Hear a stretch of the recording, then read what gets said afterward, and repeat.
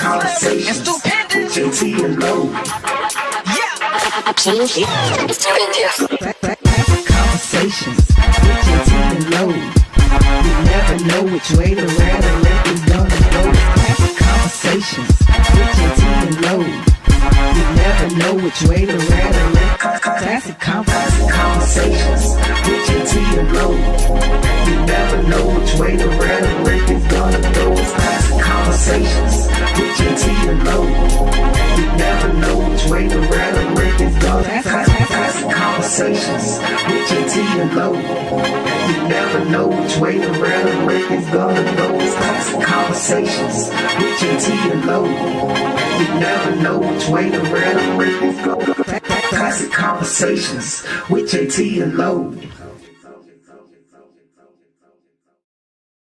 Classic Conversations with Jae Tea and Lo. You never know which way the rhetoric. Classic Conversations with Jae Tea and Lo. You never know which way the rhetoric is gonna go. Classic Conversations with Jae Tea and Lo. Classic Conversations with Jae Tea and Lo. You never know which way the rhetoric is gonna go. Classic Conversations with Jae Tea and Lo. You never know which way the rhetoric. Classic Conversations with Jae Tea and Lo. You never know which way the rhetoric is gonna go. Classic Conversations with Jae Tea and Lo.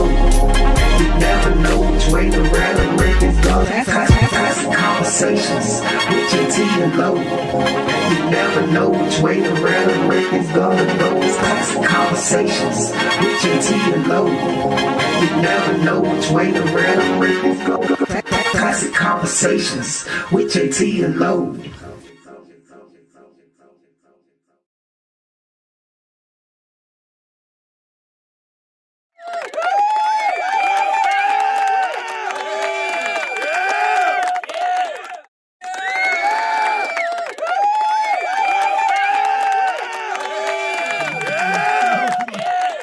Oh, dude, we ain't on yet, though. Okay, fuck. I had a joke, boy. Okay, can you cut? Okay, I went to the break. I went to the break. Well, Hey, Classic Conversations with Jae Tea and Lo. And as you can see, it is 9-ish or so we're a little later than usual, but it's still a ish time. So, you know, it's part of Classic Conversation. It is what we do. I had him too. Boy, he gonna get me. you had him twice. I mean, It was in my hand. Oh, and then you try to, yeah. So yeah, it's time for Classic Conversations, man, with Jae Tea and Lo. Plus, that's a cop. back in the building again, y'all. It's so dope. How you been, brother? Been good, man. Been good. All right, man. Good to have you back. You know, for the time being, I know it's in and out right now. You're getting your schedule back, and we ready to have you, back in the fold because we have some. Like last week, we had a conversation that you really could have been a great part of. We might even touch on it tonight. You know, we'll see how that goes. See how that goes. Angelo, What up, though? what's happening, man? Hey, man, everything's Gucci, my brother. Yes, sir. You're a year older than you was last week. Coming when off you a was little up in here. birthday, man. Yeah. I'm coming off a little birthday, man. You're older than so- last week when we was up in this spot and everything. Yeah, Happy birthday.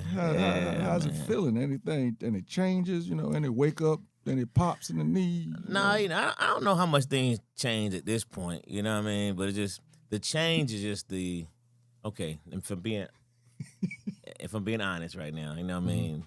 So my change right now was the realization of 55 to 56, whereas just 1 year is like that 55 was like that little halfway. Yeah. That thing, it's like, dang, wait a minute. You know what I mean? You like to be on this side of the decade. Yeah. Now you're on the other It's side of the funny. decade. You're closer to 60. That's It's 40. Yeah. That's the kind of Like I tell people, That's the kind of I realization am I 55 until I'm 60. When I get 60, I'll let y'all know. But I can promise you this, I'm a lot closer to that than 55. Yeah, man, it's just 56. Other than, it's Lawrence Taylor's number, it just don't feel right. And 57 feel even worse.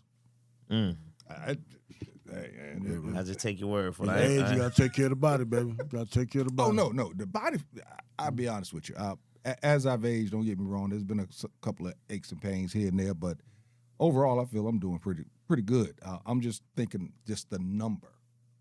55 is like that last number. It's the number. It's just the number. It's the but that reality. 56, that 56. They don't know nothing look right about that number.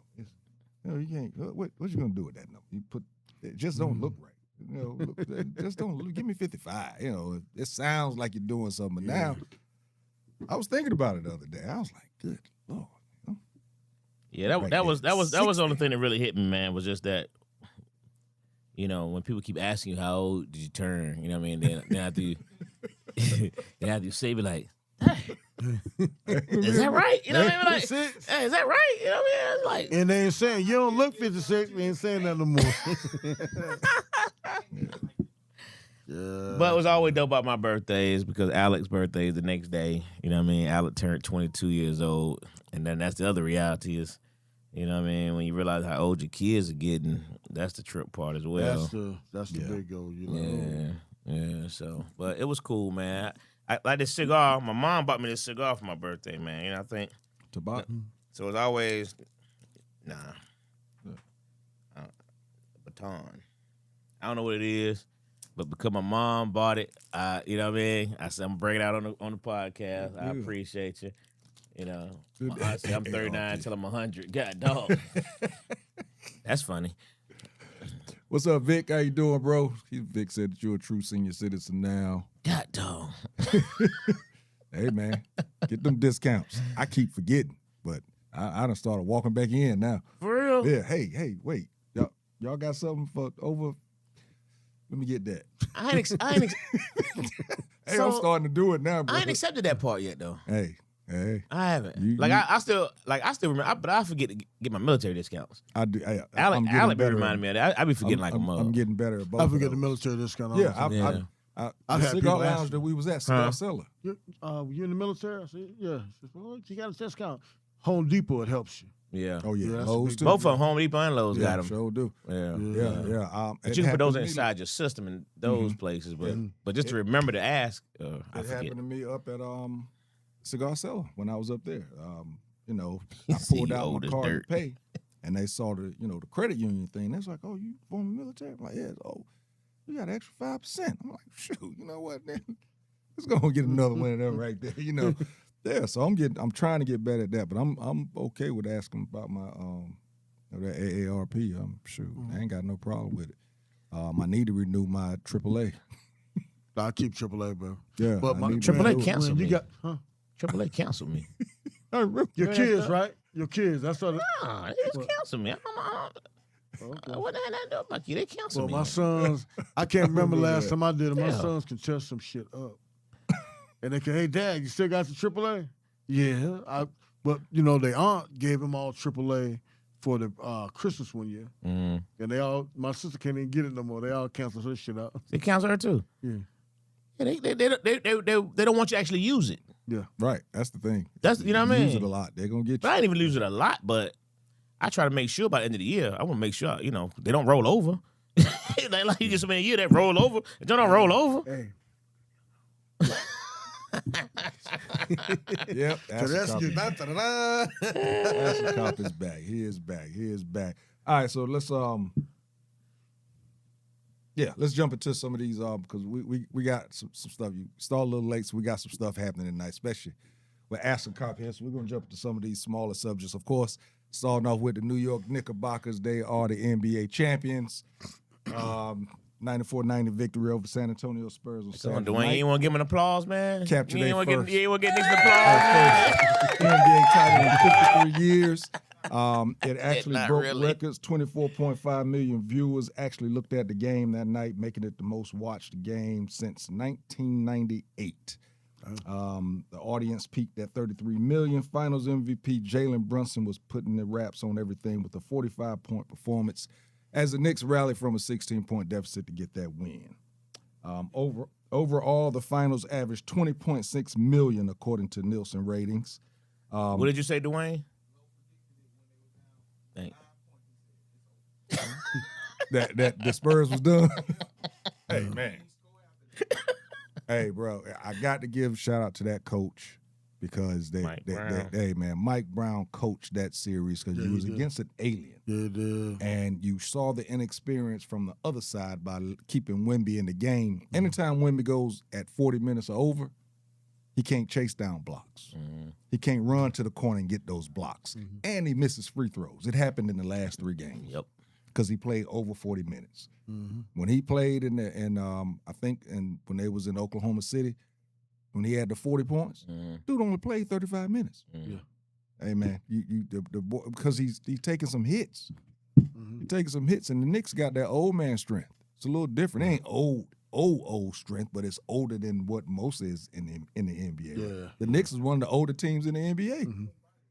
Yeah. That made the difference. That totally made the difference. When they got physical with him, he got frustrated. And they weren't young boys like OKC, so he couldn't rough them up. Yeah. Them dudes was jacking him up. Yeah. Like, hey. And Wasn't backing down. Yeah, the Knicks is 25 and over. Yeah. The rest of the Made a big NBA difference. is 25 and under. Yeah. It's a different type of strength. So, but yeah, Mike Brown did a hell of a job out there. I was very, very happy for Mike. I tripped out, man. I saw this. The owner for the Knicks, James Dolan, actually had a speech with the Knicks before the playoffs started. So he told them, listen, he said a 10-week playoff run is actually not that long, but it will have lifelong rewards if you end the championship drought. He said, I had an idea. Maybe you should give up sex for the next 10 weeks. He told them, go home, talk to your wives, but just don't tell them that I told you. I mean, the Knicks are, like I said, they're older, but they ain't that old. Yeah. They old, but they ain't old. Yeah, they ain't old. Not 10 weeks. They ain't 55 old. The way they can welcome 56 look, old. where they can welcome a night. They can they can welcome a night of no sex. Like, dude, no, tripping. No. Yeah, I honestly, I did not think that I was going to be saying that the New York Knicks was champions. I thought OKC was going to repeat. Yeah, I did not see that coming. I think the Spurs are playing out their head, man. And the Knicks finally got the right people in the front office. Let's face it, that's what made the difference for them. The right Worldwide West. They got Leon Rose. They got the right people up there, man. Then they got the right coach in there. So I think that was the biggest change for them because I thought they was going to keep being like the Dallas Cowboys. It looked like it. Cowboy fans though got something to look forward to. to feel good about it. They're feeling now if the Knicks won, they feel they could probably win too. But you.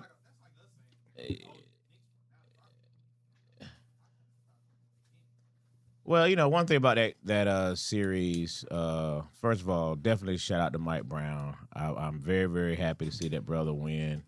With all the back and forth he's been through in his career, to get fired the way he did, to come in and realistically, had he not beat the Hawks, he'd been fired this year.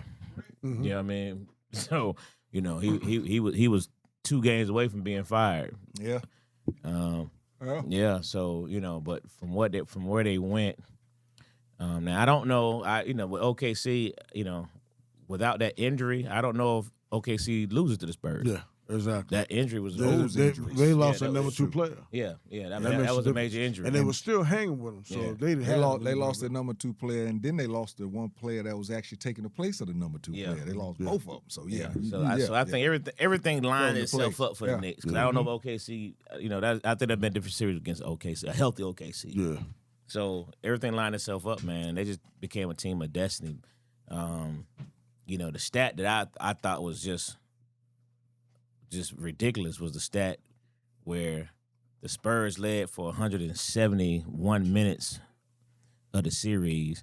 The Knicks led for 56 minutes of the series, and you win in 5 games. That's crazy. That's crazy stat. That's crazy. 171 minutes to 56, and you lose? Yeah. I blame that on the coach. Because there's a lot of things the coach could have did to change stuff up. It's like at some point you got to tell the young player.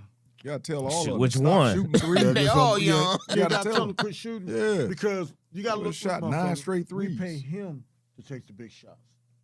And I think that hurt them all through the series when they should have setting up for certain players. You know, somebody just cork off a shot like we all equal. It helped them against OKC because they passed the ball around, had a lot of movement. But when you come up against New York, you want the man you pay the money to take the shot. So let me ask y'all this question. What move happened that would have made the difference of that decision-making? What move happened with the Spurs early on in the year that would have made that difference? Start resting Wembley instead of just letting them roll all the way out when games are decided. They should have set him on the bench or pull somebody over to the team that could replace him in the middle and give him, you know, you can tell the kid gasses out. But they rested him all year. Well, they rested him, but I mean, when the playoffs started, they were like letting him get his, like they letting him hyping him up and letting him get those points. It looked good, but when he gets tired late in games. Why are you going to let him burn himself out? And I just think that's the last 3 games. Yeah, he they was did just not dead. sub He was him. dead. So here's what I think would have made a major difference. If when old boy got released earlier, CP3. Oh, I said it. Yeah. I said it when That it would've happened. made a difference. CP3 would have made the A difference. big difference with them. That leadership. Yeah. They were without leadership. De'Aaron Fox is the most senior. and that's between him what- and Howard, that's most senior. You know, And that's what I kept saying. They was like, man, De'Aaron Fox is a veteran. I said, bro, De'Aaron Fox only been in 1 playoff series. correct. De'Aaron Fox ain't number 25. Correct. Yeah. He's young, And they played like a bunch of young boys when the chop came down Yeah. because when the pressure got to him, there was nobody on the floor to do There was no comments. leadership. CP3 would have been perfect. Like, you There's right. no leadership. Yeah, that would have been a pickup. That would've Yeah, I been a mean, pickup. bro, Leadership. eight or 9 straight threes. It was 8 straight threes. When And you up by you didn't- 29 points, you and shot you ain't 8 make straight one of threes, and you kept shooting threes. Yeah. 4 It's straight. like they I forgot can get about it. set plays. But once If you you got- do the 5th straight, come on. But it was so Yeah. hot. They were so hot early on. Yeah, They- that's what But that jump never. But I think he let up off the gas, and anytime you let off the gas, you'll never let off the gas. They didn't let up. They just there's no. That's what I tell people. I don't care how. There's nobody that's gonna make every shot. And But in that first that's when you half, slow it down San and get set Antonio plays. made every. But that's the thing. They still were running. They was getting the same shots they got in the first half. The But they problem weren't falling. was they fell in love with it and Yeah. kept shooting it when you should have changed it up. I said it. I was looking at the game, and I was like, man, they can't keep shooting like this. They can't keep shooting like this. But then when they got to 29, like 2 or 3 times, I was like, man, ain't no way. Even if they stop shooting that well, there's no way the Knicks is coming back. That's what I said. But for some reason, I couldn't find my remote and turn. If I would have turned, I would have been like so many other people, like, damn, they came back. I thought it was over. But I couldn't went find. to I sleep. thought it was I dropped my remote. Actually, dropped under the chair. It dropped Hilarious. because my I couldn't get to it. My neighbor, he tripped out. He had turned, and then when I started cheering, he was like, "Man, what you cheering for?" I said, "Brother, these boys is coming back." Yeah, that was epic. When they got to 15 points, I was like, this about to get interesting. That was epic. When they got to 15 points, that's crazy when you say that, John, because usually only a team like Golden State, you Listen, expect yeah. to come back from those kind of games. You know what I mean? Because the Knicks ain't that kind of a offensive team. Yeah. Yes. But it's just like- San Antonio helped. Like Yeah. Brown said, he said, listen, he said, we had a lot of luck, but we put ourselves in a position Put to yourselves take in advantage position. of the luck. So, got to give it to him, man. There is, I know one thing, I know a lot of my homies going to New York for the parade. I'm like, now see, this is where that whole 55, between 55 and 60 thing come in at. No. Knees get tired and you can't sit down. Yeah. Can't sit down, can't get out the way. Yeah. No, Put your ass like, hey. can't move, People start doing stuff, they start running, you can't run as fast. No, I talked to Sugar Sean. He said, wasn't no drama. Really? He was up there for it. I've heard that they're thinking about having a parade here in Atlanta. Oh, wow. The Knicks having a parade here. The Knicks fans is gonna have a parade here. They had in their Atlanta. own parade. I huh? heard. And no one in the I saw world that I go on for that social boy. media. Ooh, Yeah. no. But shout out to Big Body Brunson, though, man. When I say, to be 6'1", man, Hey man, that kid played out of his mind. Out of his mind. and the man. thing is, 45 points in the closing game. I mean, that jump's so impressive, man. the what he other did. I ain't 2 gonna lie. players that was from Villanova, they were actually better players when they was in college. Yeah. They were the top. They were the top guys. dogs. He was the guy that He was the like point guard. third or fourth option. Yeah, he was just a point guard. And now here he is. He's just a point Yeah. guard. That's This right dude, his own ticket. this dude scored 45 points. The rest of the team scored 49. 49. They had 104. yeah, Yeah. bro. 45 points. The rest of the team scored 49. That's They that's changed. impressive, San bro. Antonio That's changed impressive. their defense and they started letting him get to his spots.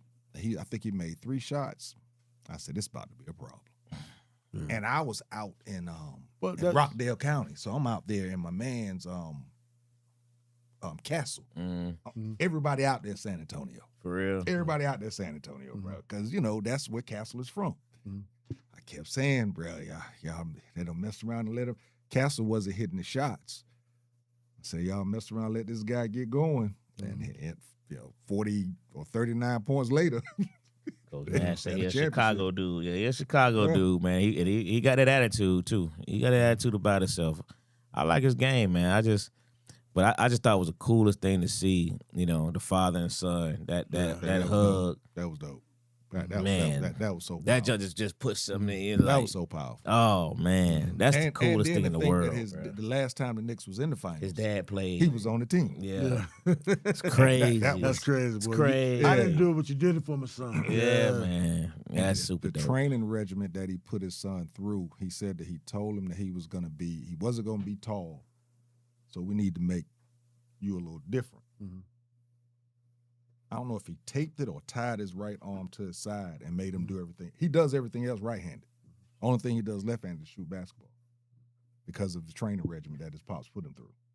Frank said he was a 2-time college player of the year. He was the best player on the team. I mean, he was a baller, but coming into that program, those other 2 guys were supposed to be the most lethal. And I think they were The shooters. I think he got the player not because he was a scoring leader. He was because he was the captain of the team and moving, that type of deal. Because I want to say Mikal Bridges may have been the leading scorer back in those days for Villanova. Back then, I couldn't stand Villanova. They put me out 2 times. But yeah, shout out to Big Body Brunson. They want to make him the face of the NBA. I just don't see it because of who he is, the humbleness that he is. He's so quiet.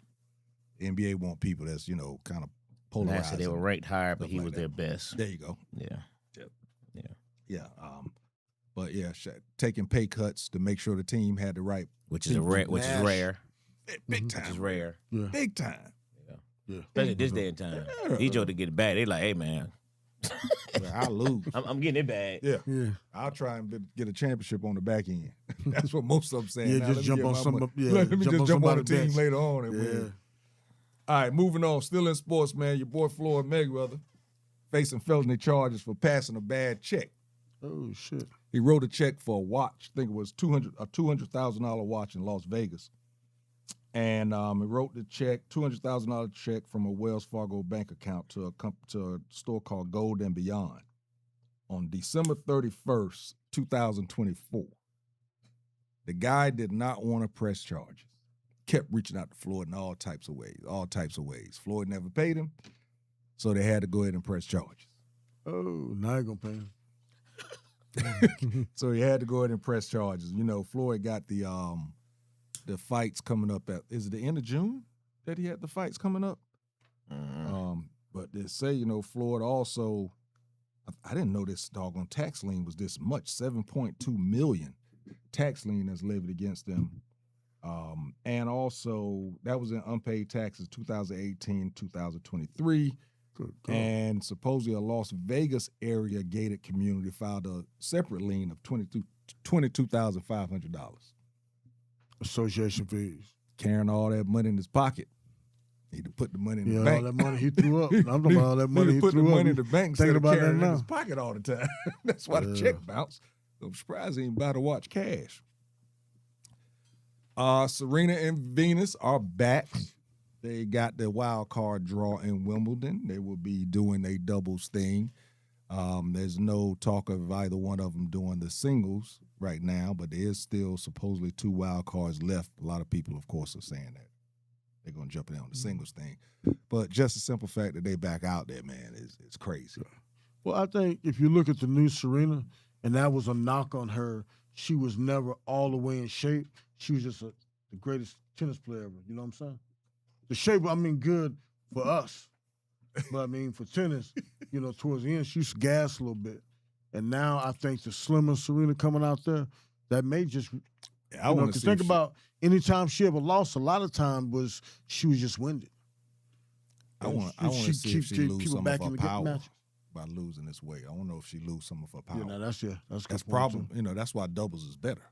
You don't need as much power. Well, you know, they won like the 14 or 15-time champion for doubles. Yeah, a whole bunch of times. Yeah. So, you know, two of the greatest players in the world on the same team. So, yeah, you know, I hope they do the thing.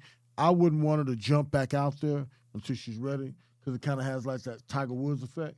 When Tiger came back too early and everybody's expecting for him she played just Tiger it. Yeah, she played last week and they won, but her doubles partner got hurt. I'm talking about singles. I'm talking about singles. She shouldn't come back the singles singles. She get some time.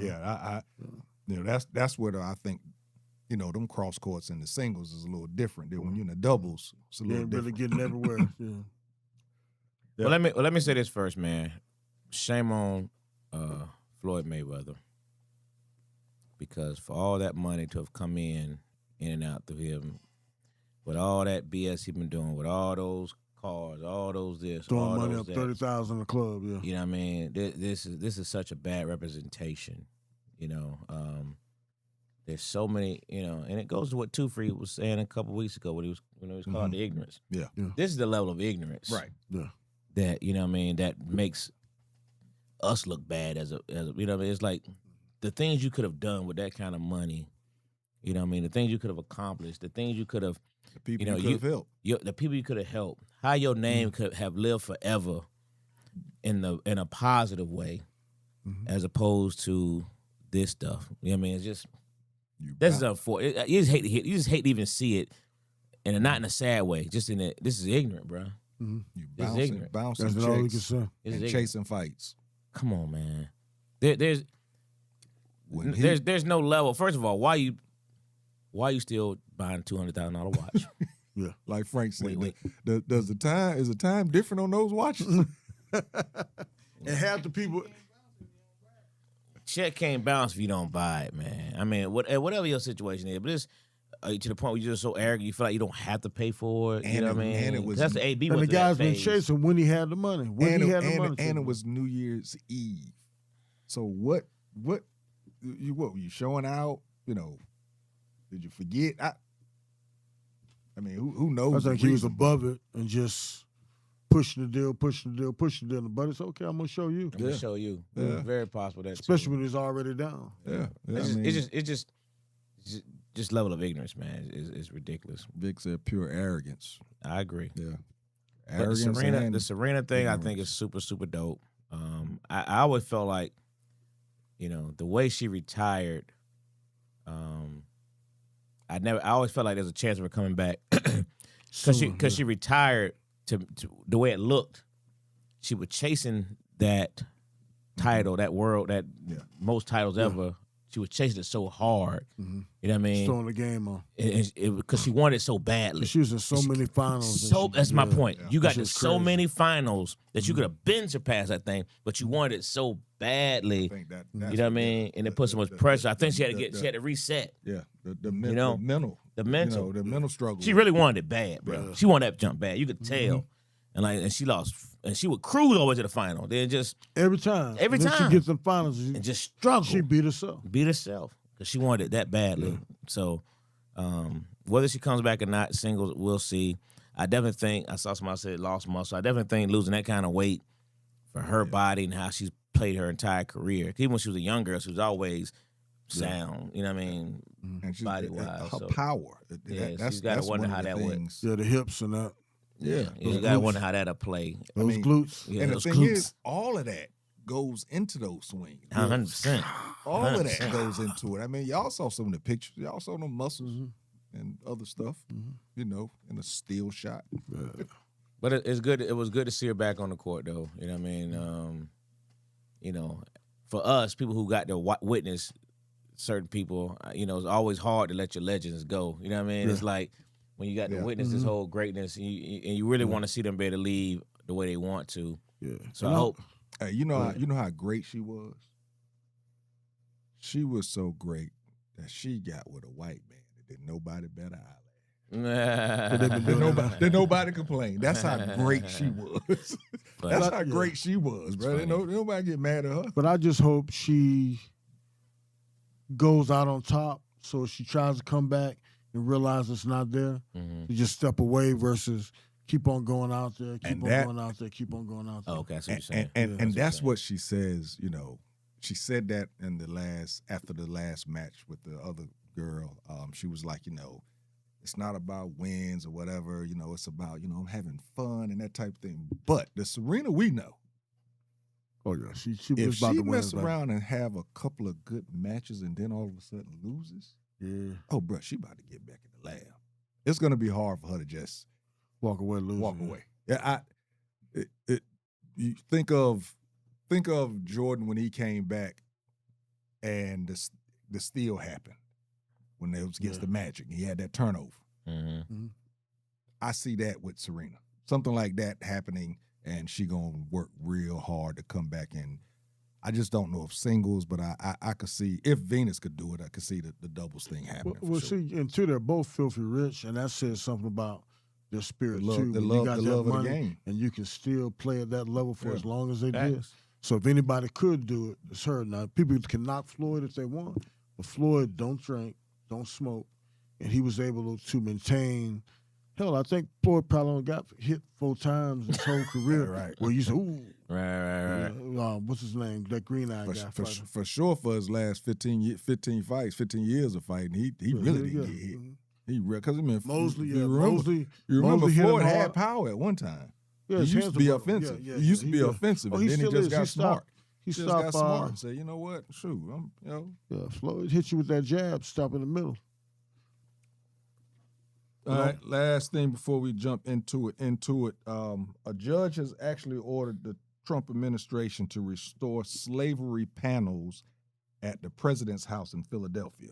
President's House is basically a museum that, they stripped all of the history of slavery and all that type of stuff out. This judge actually said that they actually have an injunction that they have to actually put that stuff back in, to put that history and show that history back up there. Said history cannot be faithfully told while excluding the experiences of communities whose contributions, struggles, and achievements form an important part of our nation's story. Of course, I'm sure that 45-47 is going to fight it. I think that he's already filed an appeal, filed something to go against this judge to stop the injunction. So see how that goes. The sad thing about it is I hope they're storing everything away nicely so the next president come in, Republican or Democrat, is going to come in and restore all that stuff, man. I think Trump's now doing stuff that shocks the conscience.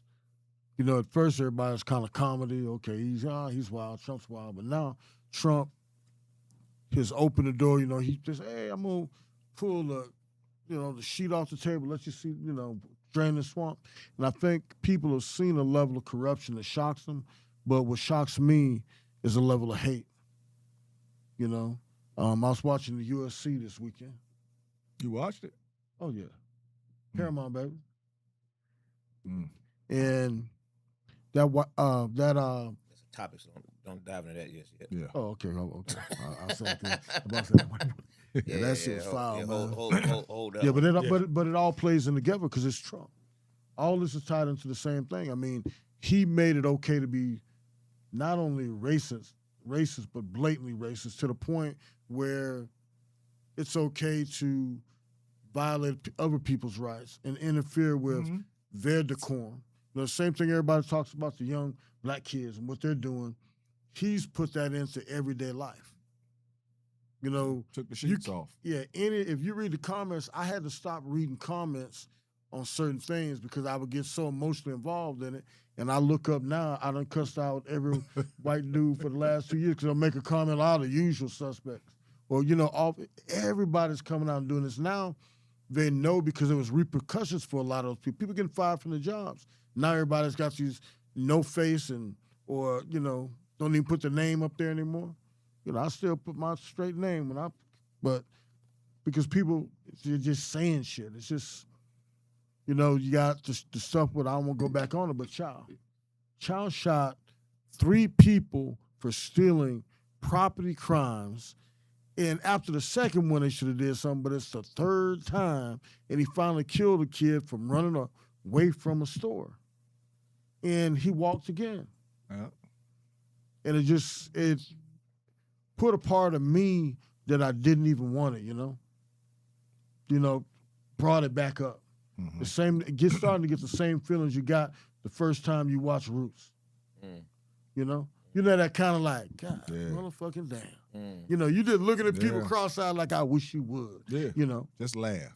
I mean, you laugh at Kunta. Changed a lot.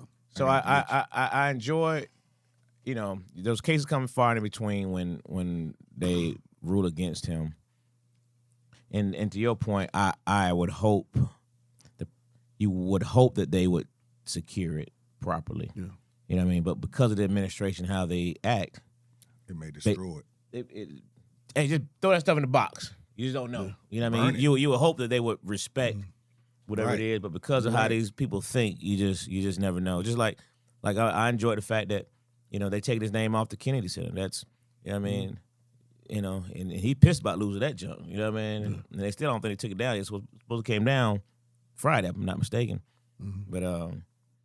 But let me ask you a question though, before we take this first break there. You had said something earlier, and I remember last year, one of your biggest points was, maybe this would wake people up. Have you seen? Now this ain't no attack. I'm just want to know from your personal standpoint. Have you started?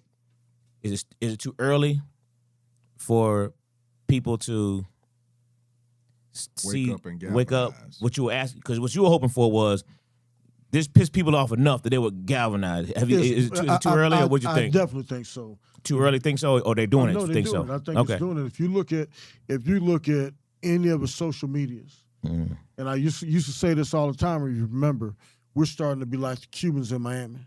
Okay.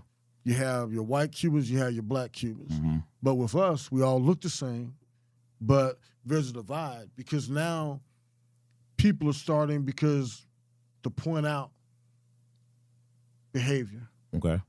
So I think we're actually starting to police ourselves. I was going to say our own behaviors. Yeah, own behaviors. And so now I think that it's not going to be fashionable to be ghetto anymore, to be a hood rat anymore.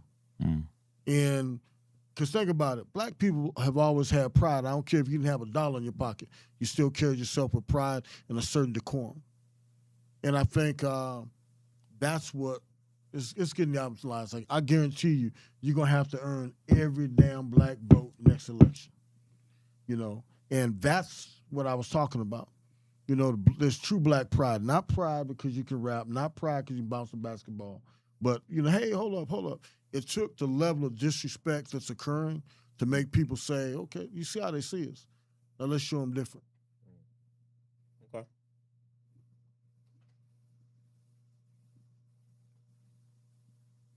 All right. Well, yeah, we're going to take a small break. I hit on that at the end if we get to it. This white boy tried to do a drone attack against the UFC thing.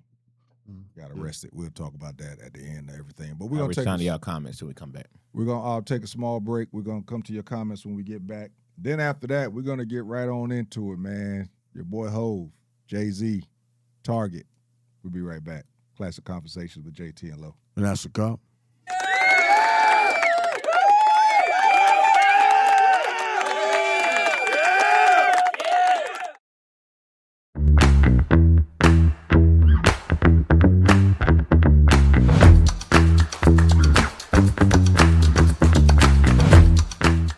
Listen, man, I've had iPhone 11 for a long time since iPhone 11 came out. What? Yeah, iPhone 11, and I wore it with pride because I was like, I'm not getting a new phone every time one of these things come out. That's fair. The whole family got better phones than me, and it's okay. So I'm at Sam's, right, and I'm unloading my cart, and my mom calls me.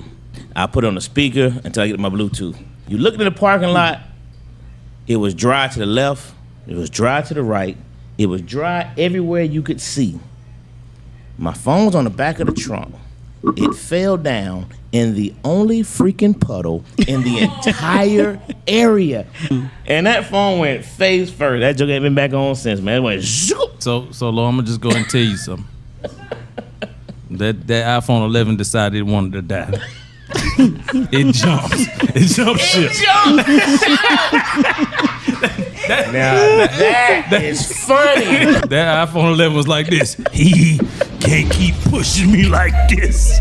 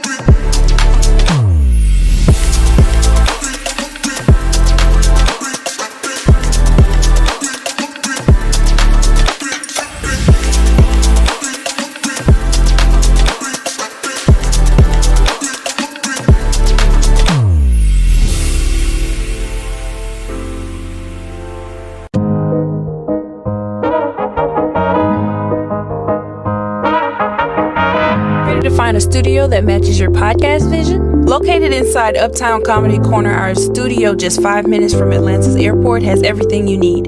From high-quality equipment to multi-camera setups for live streaming, we've got it all. With 15 plus years of experience, our team ensures smooth sessions with editing and post-production services at an additional cost. Plus, our competitive pricing make it easy for creators of all levels. Contact us at 404-500-1605.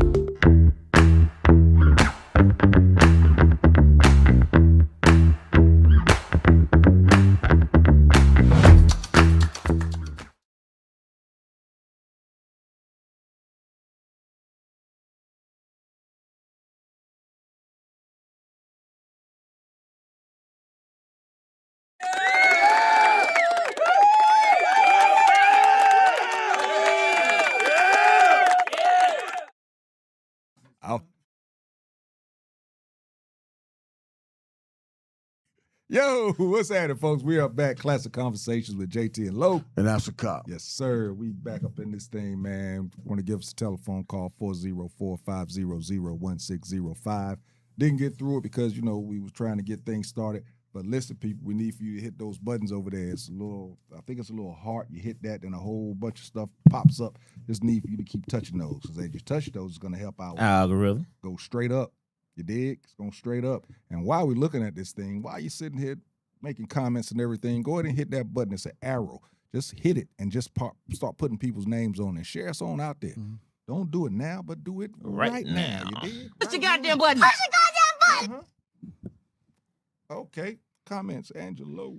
All right. Real quick, I try to go through a few of these. I ignore Frank because somebody old. I don't know how somebody older you call you old. Coming back to back from them double digits. Go Knicks. Carl Towns wrestle with folks at the store. They fouling and flopping. Deion Silly said Knicks won based on their will and coaching, and he misses Bae Jae. Where's she at? We thought we were gonna have a Jae sighting, so maybe she'll surprise us. Fox also playing with a high ankle sprain. Don't excuse the mental errors. It does not. He went out firing. He cursed the mom out because of him taping that arm down. Mm-hmm. Yeah, he was shooting unnecessarily too. Yeah, take the right arm, push everyone with it. He has perfected the prime James Harden. James Harden got arrested too the other day. Y'all saw that? Yeah, man. What did he do? Weapon. Oh, yeah, that's right. A gun in his car. Yeah. Mm-hmm. That shit is just insane. He can ask T.I. for a loan to the floor. Yeah, imagine that. Frank said, like what at Nash says, she has lost a lot of muscle using that road. GLP-1, her game is going to change. Do you see how bad they messed up the reflecting ponds on National Mall? They're full of algae and look like trash. What? Under this administration? Imagine. We've been saying this for years. You have to be careful what you say because people can find you and your family never know who these people are. People are crazy these days. Frank said they removed Chappie James, the first black general pilot, took his portrait down the Pentagon and left it blank. Disrespectful. Damn. Man, good to see you, Cop. But what y'all do at Jae? I still believe that we have an issue with coming together as a people, black people, in my opinion, pull our resources, use our purchasing power, as well as political power to come together. Yeah, because we're too busy trying to write checks for $200,000 watches. Right. That part. Yeah, I mean, priorities are completely backwards. All right, folks. Appreciate the comments. Keep them coming, please, please. So, before I went to break, told you, my man Jay-Z, my man Jigga Hove. Jay-Z has partnered with Target. Jay-Z partnered exclusively with Target to release a limited edition 30th anniversary white vinyl reissue of his 1996 debut album, Reasonable Doubt. The 2LP collection issued through S. Carter Enterprises, LLC, Rock Nation Distribution, is priced at $40 and features exclusive packaging and insert and special cover art. The retail partnership, which launched for pre-orders in June, has faced significant public backlash. Many consumers and community advocates criticize Jay-Z for teaming up with the retailer, citing an ongoing boycott against Target by black consumers and activists over the company's rollback of diversity, equity, and inclusion initiatives. Yeah, so, thoughts, man. Jay-Z. Well, Jay-Z got white money, that special circle white money now, the billionaire club. So he's thinking different. But you got to be realistic about it, man. We do things all for show. Mm-hmm. Now, think about all the other businesses that have rolled back. And we didn't have a list, so we're just singling out one company when there's 90 of them that did it. Now, if it would be different if we legitimately had a list put out of every company that rolled it back. So, okay, we're not going to eat McDonald's anymore. They didn't do it, but just say if they did.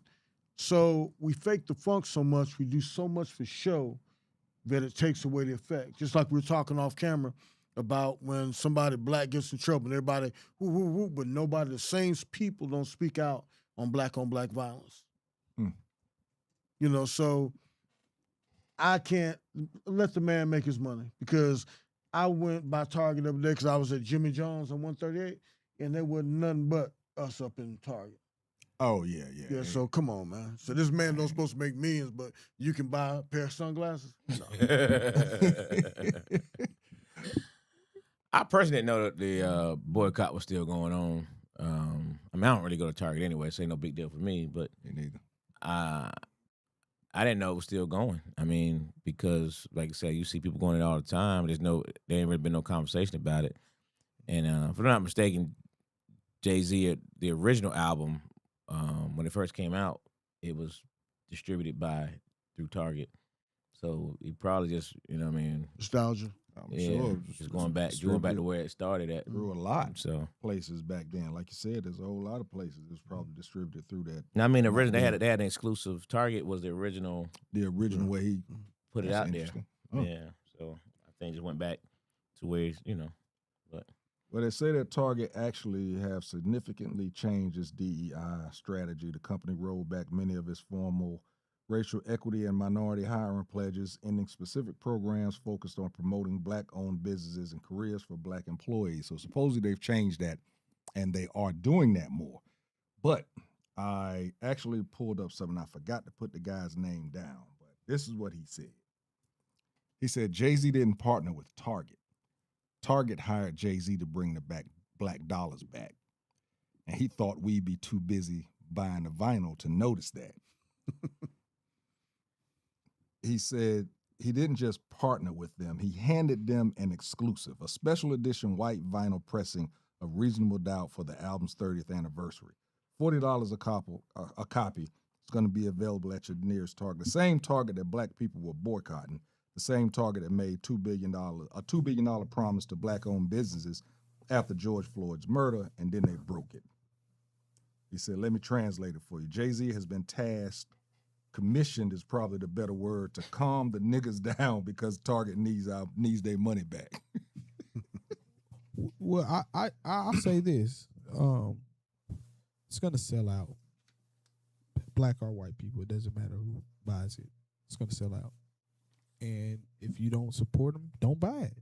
I mean, I think it's really that simple. Like, I think we had the same outrage for the Super Bowl, and then he put on black acts, and the rage went down.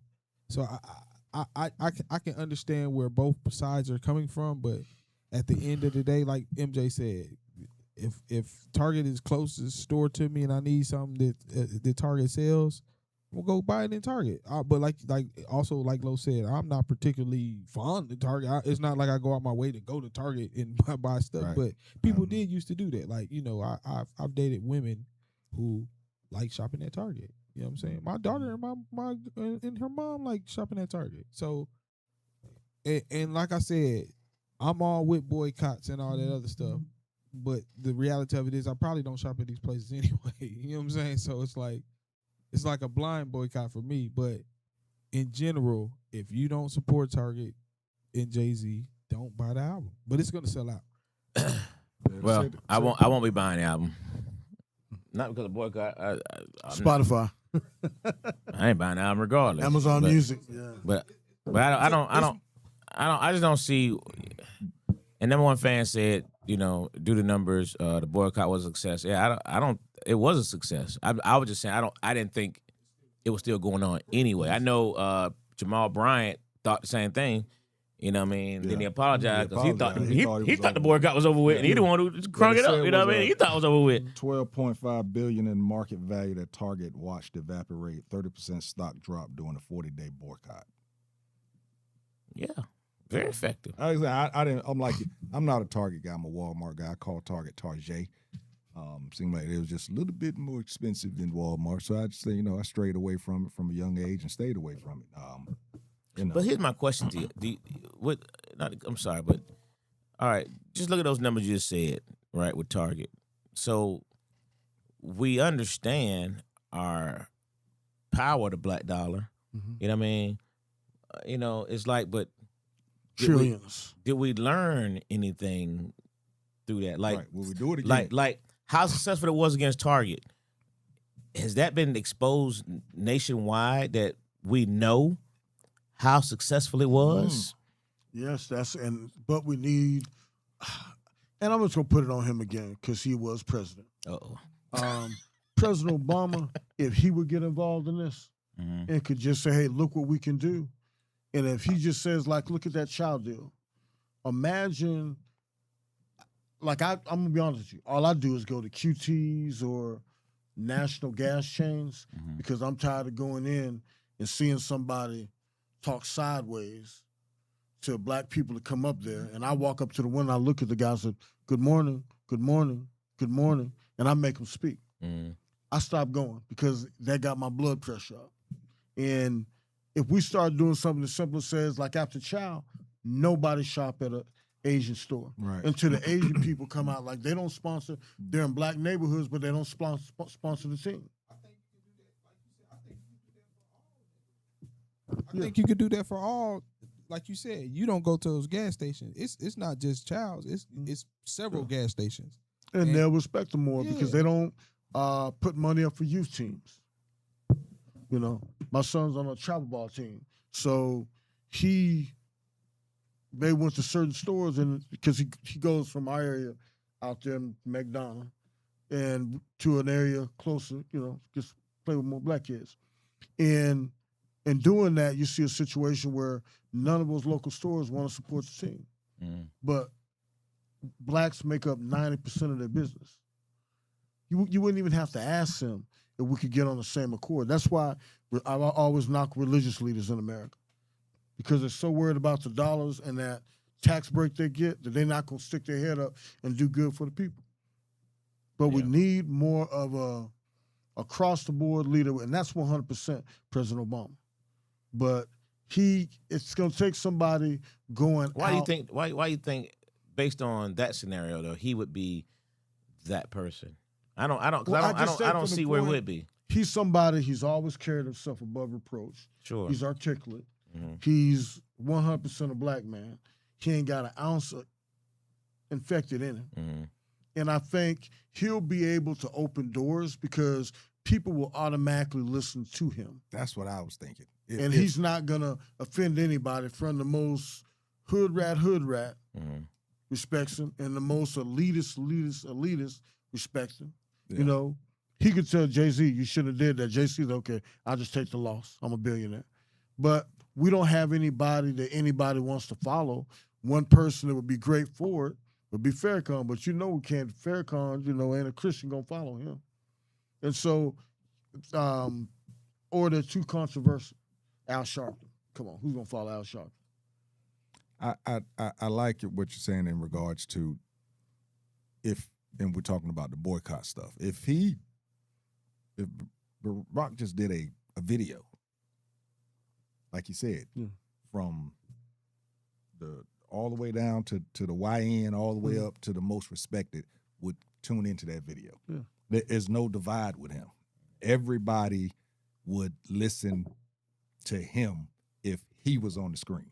Yeah. But like you said, if you saw Al Sharpton up there, there's going to be some people that's going to listen. There'll be some, this nigga. I'll turn that shit off. You know, yeah, that's what I get that point in regards to him being somebody that could get people to really listen. That's and not everybody. The reason I question it is I understand. I don't disagree, and I understand where you're coming from. But the reason I question it is only because that's never been who he is. You know what I mean? That's never been his personality. His personality has never been, you know, that rallying the troop type thing. It was more the come together, kumbaya type thing. You know what I mean? I think, but for us, we're at that point now. We're starting to galvanize, and we need that's somebody. What I'm saying. But we need somebody to step up. Because look at this. My biggest knock on Jordan, greatest basketball player ever. Mm-hmm. But I think by the time LeBron touches dirt, he's going to be spoken of like Muhammad Ali. Closer to it, yeah. You know, there's a big. He ain't gonna get that level. I don't think. But he's gonna. And so I think, and this is, you know, we used to talk about this all the time and argue on past shows. I think that when you become, everything Obama has, he owes to the people. And at some point, I would think, because I'm not even gonna lie, if I got to that level, I'm gonna sacrifice my life if need be, because it's a situation where we can truly see change. We're at that point now where black people are online and there's a lot of people agreeing and they actively are saying, hey, look, we need to stop this mess. Think about it. That case in Texas, 100% divided blacks. Mm-hmm. But did you see how many people are kind of coming, nah, man, that's some bullshit. You can't roll with that. That was some bullshit. And basic values, which we've always had, now people are standing up saying, look, I got values too, because that's all being conservative is having values and not going to whitewash it to fit in. And so I think that he could galvanize the people because white people respect him. That's the only person that if he called a fireside chat as a non-president, everybody in America, white, black, yellow, green, would tune in. And I think if somebody starts approaching him like that, to say what? To say what though? What would you what would you want or desire him to say right now? And I asked this question based on the fact that this national boycott happened. Mm-hmm. You read the numbers off of how it affected Target. I don't think nationwide that message has been put out there. Yeah, because I learned through it through, you know, number one fan. Mm-hmm. And so if you have hit, and he said, hey, look, it's election time. And instead of him doing that normal corny shit he does, everybody needs to vote, register to vote. If he comes out and says, look, we show when we put our minds together and we act on one accord, look what we did to Target.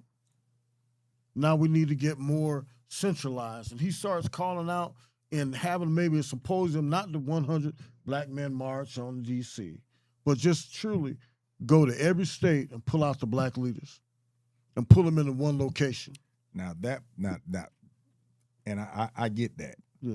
But that's where I agree with Lo in the point of that's not who he is. Not who he is. So this is what I'm saying. This is what I'm saying. saying. He doesn't have to put all the black leaders in a room. He could sit in one room with a camera and speak. And it doesn't have to be a rallying cry. He could just do what I just read. And everybody would listen. And like you said, then everybody would know that the boycott worked. Well, no, I'm saying you have a symposium because that puts the seed and the thought in the right people's minds. And then he speaks to the masses. Then it has power, but we just don't have that leader right now. It's sad, but we do not have that leader in America right now as far as being African American. I mean, I wish that he was that he was that guy. Yeah. And I love and respect President Obama. I just don't think that's who he is. But and it's never. I don't know the answer to that. I think his wife has been more that person than he. Yeah. He's been more of a let's work together thing as opposed to because for him to do that, that's him choosing a side, for lack of better words. You know what I mean? And he's always been that guy that kind of rolled. Straddle the fence. You know what I mean? He tap dance with who he has to tap dance to. I won't even say that far. My point is this, though. At some point, you're either for us or you're not. And I think it gets to the point where you've seen a lot of black leaders that I don't particularly like. Dedicated their whole life to it. I didn't like the way they did it, but they dedicated their whole life. And then you got to look at the Honorable Louis Farrakhan, who I do admire the way he handled things. But face it, if the Fruit of Islam hadn't come about in prison, and he would have went more Sunni with it, I think a lot of people, more of us would have Qurans on our bedside. He just put something, he had to put hate in it, blue-eyed devil and everything else.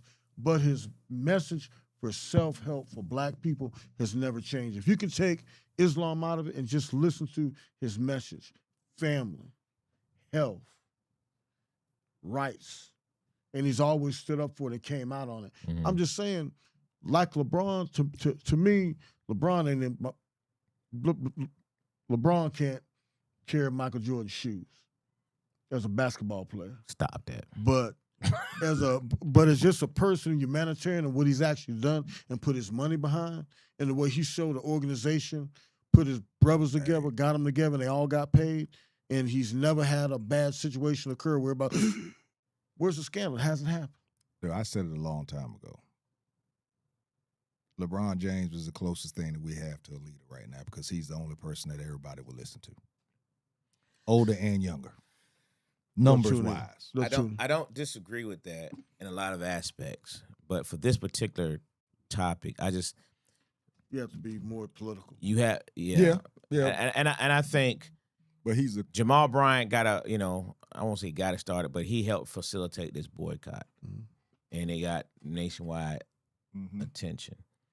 It was successful. But the message of how successful it was hasn't been promoted properly.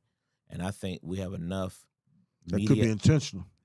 Here's my I'm sure. It's not could be. I'm sure it is. You know what I mean? Did a single story of how much it affected. Here's my problem with that. You know what I mean? And I didn't even thought about that until just hearing those numbers. And when number one fan said, was successful, and then you read the numbers how successful it was, we should all know that, how successful it was. And you have all these media outlets. You have all these podcasts. You have all this attention. Shiny. And that's a problem. That's a problem. It's not shiny. Yeah, you know that. And that's it's a problem. spinning, y'all. It's spinning. That's a problem. We got that you know mentality. I mean? That's a problem. And just hearing those numbers, that's because it would allow us to see just how powerful and how important our dollar is for people to maybe more so respect it. Exactly, because the next time there's a call for it, we'll do it. Imagine if black people say nobody eats fast food for a week. Now McDonald's is backing whoever we want to vote for. And that's the part that we don't see. We got the power. That's the part we don't see. And then we got people that just point the podcast also hurt because what did somebody say the other day? We're gonna boycott basketball or football. Some guy was just talking like we won't watch the game because other than Atlanta and New Orleans, black people don't buy tickets in any other major city. Atlanta, because I've had people, you can see when you come to the Falcons game, man, but we in. Yeah. The Falcons got to listen when we say, hey, we don't like that. Like, I don't think our boy going to be in town too soon, too long. Let Shador Sanders turn it out. Falcons been looking for a new quarterback. Coach. Yeah, okay, this brings up another, in regards to that. When you make it, say, Jay-Z, when you make it the way he's made it,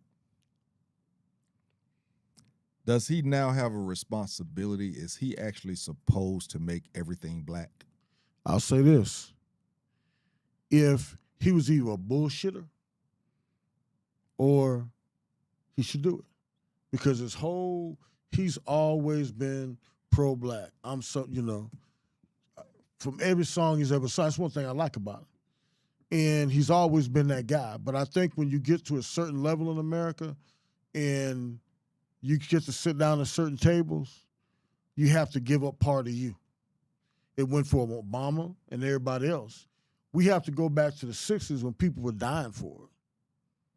So I think if the right person steps out, because think about it, President Obama came out and he said, don't eat McDonald's for the rest of the year. I don't eat McDonald's anyway, but shit, I'm not going to eat McDonald's. Oh, shit, okay. And then it becomes something, we'll all go out and buy stupid-ass watches. If one person we'll get a stupid-ass hat or whatever. So if we get the right person on the front end of it, or if we get just not even, if we just announce it, like say next week we say exactly what happened with the boycott and how much they lost. And think about it, the next time somebody happens, like they may say, like, think about how it would affect Asian stores. And then people take notice. But what they don't want to do is show it, because what it ultimately, people not looking at, if we can say don't go to Target, we can also get to the point where we can rally people to who we're going to vote for. Like the Cubans in Florida, they suck their dicks because they know if them Cubans are all going to vote in one accord. Them black and white Cubans may not get along, but when it comes to voting, they got Trump help get Trump in office. So imagine if we could put it behind any candidate we back that we'll vote for you, but this is what we want. Negotiate. This is what we want. We want better schools. We want funding for this. We want vocational schools back. But we don't even have a leader that's pulled that together. Obama organized LGBTQ like a motherfucker. So you say he can't help organize us? I don't think he organized them though. They organized themselves. He just.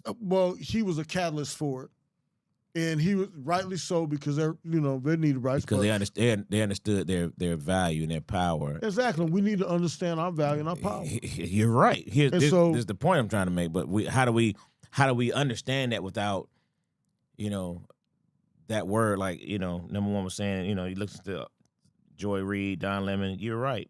But do the masses listen to them? Those are people, little political people listen to those kind of, right. You know what I mean? But the masses listen to they don't, the pivot. exactly. They listen to Shannon. They listen to Steve. You know what I mean? Exactly. This is where the masses listen to. That masses has to get that kind of word out there so that the rest of the world, you know what I mean? And that's why I think we're losing that, because we don't do exactly. There's no black. Imagine if Creflo Dollar came out and said, okay, this is what we're going to do. If they can't police, the Asian stores, because think about it, black people will come in those stores, they don't even speak to you. Imagine if one day they'd be kissing our ass when we walk in there. Come on, you got a youth team that comes up there and not a single one of them in that community backed them, but they get all the chicken wings and 10 pieces, everybody's lined up to do it. That's real. And so Facts. we That's got real. to make that popular, because where are we ranked? With trillions. There's some countries that don't generate the wealth that black Americans do. I mean, that's good. I mean, the stores would be a great place to start. I was looking at, what's the app that they call, it's the app Neighbor, what is it? Neighborhood, I think that's the name of it. And I saw there's a restaurant opening over in East Point called Big Mama's Breakfast, something like that. Big Mama's Brunch or something like that. And of course, they had a black lady on the flyer, So somebody came in and they was like, "Is this black owned?" Mm-hmm. Somebody else came and said, "Why does it matter if it's black owned or not?" Somebody else came on and said, "Because I'm only patronizing black owned restaurants." Mm-hmm. And I was like, "Wow." And I saw that one person that said that had probably, I looked back at it later, and I think the likes went from like 4 to like 300 and something. Mm-hmm. You know, just from something like that. Yeah. To get in those type of apps in the neighborhood, when the app is for your neighborhood, like for me, it's South Fulton, Mm-hmm. and you can point out the black girl. Of course, I used to look at the app and be like, "Man, they doing way." I straight up ask when I go in I said restaurants now. they doing way too much in here. But then I finally recognized why they was doing it was because they was trying to push, you know, people to go to that restaurant or go to. There's a cheesecake place. You got the one, I think it's Sammy's Cheesecakes. Yeah. Everybody was trying to get people to go there because it was black owned, instead of trying to go to the other one that's over there in the marketplace. Yeah. And you know, just something as simple as that is pushing towards it. But like you said, if you had somebody that everybody would listen to, and again, I don't think Obama. Like I said, I don't think that he's the rah-rah, come let's do this type of guy. But I think even his if intelligence level, but he's a black even man. if he just said something, he would galvanize by default. Instantly. I don't think he has to be the rah-rah, you know, come do this. Just say it and watch how the people run to it. And he doesn't have to keep saying it. I think he can say it once. And because once they see that we will, see, that would shock the nation. If we just said like, and I'm not attacking Asian restaurants, but imagine if everybody says we're not going to eat at another Asian restaurant until the Asian community speaks out against what that guy did. What's going to happen overnight? Because white people didn't let them in the neighborhoods. That's how Asians went to black neighborhoods, because they were not allowed. They redlined Asians out just like they did us. Right. So Asians, think about how many Asians would lose everything they got if black people quit fucking with them. And then if we did that, it's just like you got a dog. If you get a Rottweiler, you got to make sure he can heel, sit when you tell him to. And if Asians knew they got to back our political leaders, back our moves, because the moves you're trying to get backed by is going to pay you anything. And so now we've brought over more help and make it a better environment for us. And if we start making people earn our bucks and earn our votes. I know for a fact in New York, them Chinese restaurants is right in the middle of the hood. Here, Wayne Place. Here too, Hair places. I can remember, Brown & Brothers got shut down, you know, because Brown & Brothers going to a Brown & Brothers store, beauticians could buy it cheaper from the Asian stores because they buy them what's like a co-op. They'll buy the whole production line for whatever, curly curl. And so they're buying it by the truckload. That's how they ran black businesses. I talked to it on the show before. When I first came into police in Atlanta, all of the corner stores were black. Now the Asians came in and got one corner store, and then they got another because they would come in there and have Coke, but they were buying up production lines or about a truckload, and the black guys only buying 8 cases to get them through the week. And so they were selling Coke. If the black store sold at 50 cents, they're selling it for 35 cents. Right, because they got so many of them. Yeah, and then when they ran all the black stores out of business, you know what they started doing? Selling Czech soda, Shasta, for 50 cents. And the black people in the poor areas were trapped in those areas. And then that's when they started getting the out-of-date. Check when you go into black stores. I mean, Asian stores in black neighborhoods, and look at the date on it. It's expired. So a lot of that stuff, they're going to like the bread stores, the discount bread stores, when the bread's only got 5 days and then they pretty much give it away.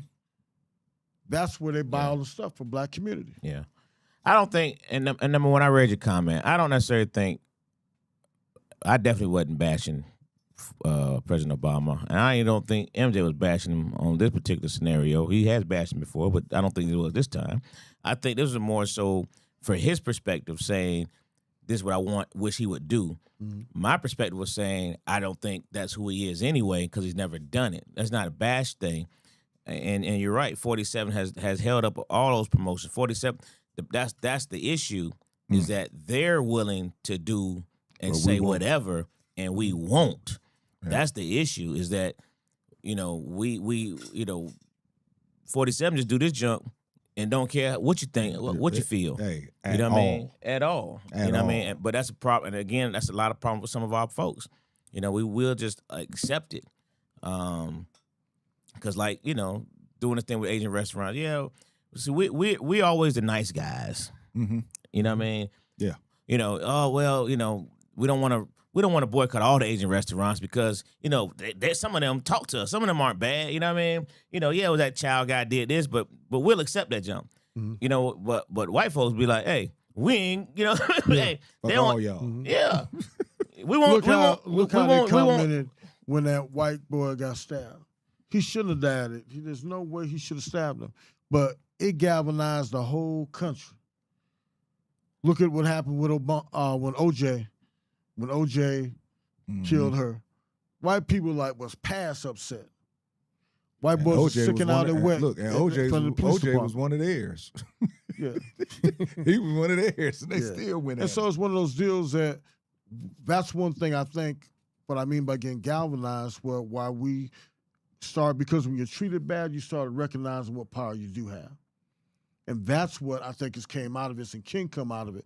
We just got to find those right leaders, and somebody need to jump up and grab the bull by the horns.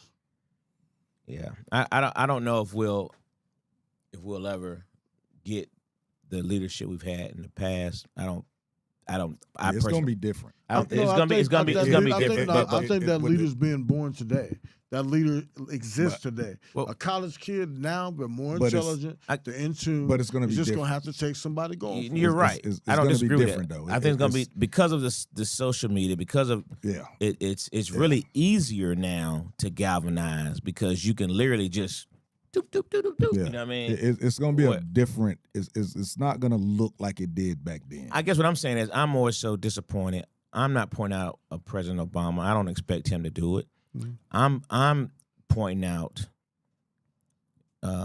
Shannon Sharp, Stephen A, Mhm. Ryan Clark, LeBron James, Stephen A ain't gonna do it. Michael Take him Jordan. out No, of screw that. No, I disagree with you. Michael Jordan. You know what I mean? I'm pointing out people who have a voice. Yeah. Okay.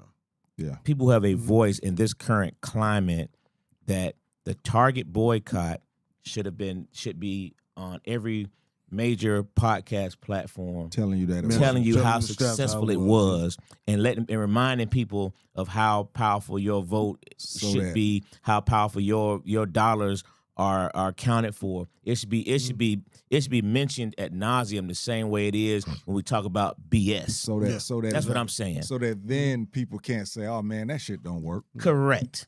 I like that. Correct. see, That's what I'm Target- saying. and It Target should was be way arrogant. bigger You than know what? Target was arrogant because, like everybody, you know how black people are, they gonna talk some shit. They be mad for a couple of days, but they'll be right back in here buying the wings, or they'll be right back in here buying gas. I would love for somebody to set a camera outside that man's store and see how many people actually going in there. And the same thing with Target. If they would have announced it, Target felt it. So Target, let's get Jay-Z.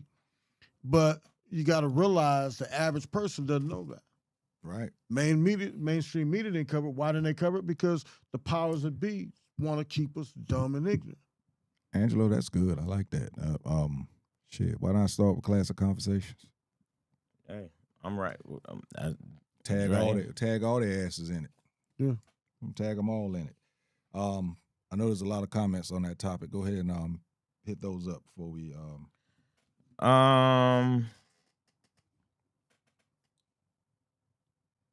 Let's see here. I like that though. I think we're that would be good, Just tagging saying them numbers. That's it. Mhm. Did y'all know? Everything that streamers, Frank said, streamers, gamers, influencers are garnishing the vote. Dems lost because we didn't maximize opportunity. We are up against it because the older black community isn't online and listening to messaging for voting or in boycotts are in effect, etc. Number one said 47 is hurt, killed, robbed more black folks, more brown children, more Iranians, more Africans, more Palestinians than President Obama ever did, but all means bash Obama. That's why I was saying I don't think that's what this was here. 47 fired over 300,000 black women. What about that? No black person can get their earned promotion because of 47. He said, dismantle everything black, including our voting rights, but bash Obama. No one bashed him. No one fan. Cop, I think you should take a page out of Uncle Luke's playbook and run for office. It seems like your message is still firm, but something is different since you left. Are you an alien? I'm just saying. It cloned up in here. No, it's actually just unfolding exactly how I thought it would. Remember I said it's going to galvanize us? And I think it has. Because we're doing things now we've never done. I don't like the way we came out with the Dallas situation, but I think that it has more and more people realizing that we're treated differently. And I think it's okay to speak out now. More and more people, podcasts are speaking out for and against. And so I think with that being said, we need somebody that's a little bit bigger. Like you said, the list of names you came out there, if one of them was, if Cat Williams would speak out on the subject. But we are the only people that allow other people outside our community to cancel us out. And that's what hurts us. I agree. Business and everything. We're the only ones that will, like I said, my granddaddy taught me this a long time ago. If you had a black store, a white store, an Asian store, the black man is going to look for the cheapest price. The white man is going straight to the white store. The Asian is going straight to the Asian store. That's correct. Unless you got something going on there that they can't duplicate themselves, boom. Very good point. Think about it. Very They good can't point. duplicate our music, athletics, or food. I And agree. that's the only thing they fuck with us about. Fuck with us with. That's some good stuff there. Good stuff there. And that's just pride. It's not being racist. It's just pride. Self-pride. It's pride in your culture, pride in who you are. And so if we start acting like that, then you know what? All those people are going to realize that they got to earn our dollar. The thing is now we just spend because Asians know. They'll spend. You go to some of them Asian spots and like you go to stop by a liquor store. If you run into the wrong side of town and you got to stop by real quick, whoa. $50 for this? And the prices are so high because they know they have a captive audience. Mm-hmm. When I could have picked it up on my side of town at McDonald's and got it almost $10, $15 cheaper from gas to anything else. And they're not going to treat us right until we make them. Religious leaders aren't going to step up. They never have. Since Martin Luther King died, religious leaders, the only thing they worry about is lining their pockets. It's my meme I saw. It said your employer is never going to pay you enough to move in his neighborhood. Damn. Yeah, and that's how I think they treat us. They don't want to support us and have a chance of us actually making it to move to their neighborhood. You know what I mean? But they don't mind supporting their own. But then we do the same thing to our own people. You know what I mean? Wow. We don't want to make old boy store rich. You know what I mean? If we make them rich, I don't care. We ain't gonna make you rich. Yeah, crowds. Exactly. You know what I'm saying? Yeah, It's just and the I keep mentality, on man. mentioning the Asian stores. Believe me, I don't have anything against them. You could have said Afghan. Yeah, You could have said the Patels. You could have said yeah, it's the same. yeah, It's the same. exactly. It's the same scenario. Exactly. The same scenario. And if we get to the point where we can deal with them, then they're gonna have to back us simply because why? They need us. White people don't stay in the hotels that the Patels run. They don't. All right. White people don't go to those Chinese. a certain level of white people will, but that's about it. Yeah, that's it. Yeah, the ones that are really with us. They in the same boat. And so, like, I think after this term, even the poorest white people in Ohio, the white trash, is gonna say, well, God, how they call them, are gonna say, well, goddamn, man, shit, they fucked us hard and they fucked y'all. They're not used to feeling that dick. But now, when they lost their EBT cards and they lost certain segments, everybody's like, whoa, wait a minute. This And ain't I think this ain't what was supposed to happen. exactly. That's not what I voted for. Shit, that hurts. It's supposed to be them, Yeah, not us. not us. But what I think is going to happen is in America, I think there's either going to be a third party that comes out of this, or independent, or the right independent can take it all, run it all the way to the top. Because one thing Trump has shown, the level of corruption that's in Washington. Sheesh. And one thing he has shown is that anybody can get it done. Yeah. A felon. Yeah. You can get it done. And you look at the negative, and like the war he has going on right now. Think about that. Now people see Israel for exactly what I used to say on the show constantly. Right. Israel for who Israel is. Right. Genocide, and they're trying to do it again. And so that's the part that I think we need to start looking at. And I think now the leaders of the future they're alive now. They're college kids and a young black exec that sees, the world really is fucked up. Like Asians, for the longest, if white person say jump, they jump. But they forgot who butters their bread. Bring them back in, let them know. Patel, they got all that money, but think about where they make their money. They're not making their money. When people go to Vegas, they're not staying in Patel's hotels. When people come to Atlanta, they're not staying in Patel's hotels. Right. They're making their money off week stays. Sure. You just gave me a topic for another show. I'm writing it down. Now, that's all facts, man. But, you're right. I mean, crabs in a barrel, man. And it's just so sad. It's just so sad how we continuously do it, you know what I mean? But then you have, again, I keep back to the same jab, folk writing a $200,000 check for a watch. Well, it's not just him. We have that culture. That's my point. It's the mentality. Yeah. That's what I'm saying. The mentality. I'm using that as an example, but it's just that Mm-hmm. that mentality. The Floyd's my favorite boxer. So. All right, He so does dumb shit. yeah, that was some good stuff there. I got a lot of ideas out of that. Yeah, we're gonna be tagging some folks. Okay, moving on. A UFC fighter calls Michelle Obama a man after winning a bout at the White House. Josh Hokit, get that name, Hokit, kid to be a hoe. Yeah, Josh Hokit has drawn criticism from UFC president and CEO Dana White following his controversial Sunday remark toward the former First Lady at the UFC Freedom 250. Can I call bullshit on that? I gotta wait. Yeah, you can wait, but yeah, everybody know that was. I didn't even realize I put that shit there. My bad. In a post-game interview with Joe Rogan, UFC fighter Josh Hokit ended his remarks by insulting Michelle Obama. Michelle Obama is a man, am I right, America? This is what he said to the crowd that was gathered on the White House lawn for UFC 250, the first professional sporting event to ever be held at the presidential residence. Again, this dude don't give a shit. The remark, which followed Hokit's victory over Derek Lewis, received a mixed response during the fan event, prompting boos but also eliciting some laughters and cheers. No, it was very little cheers. After winning the heavyweight bout, Hokit approached Trump's seat and presented him with a chain. This isn't the first time that this dude has made disparaging remarks toward Michelle Obama. After beating Eric Lunsford in May of 2025, he actually uttered the same line back then. Let me go ahead and give you, and I wasn't able to research this right before I left, but what I did see was that her response, because a lot of people saying that she didn't respond.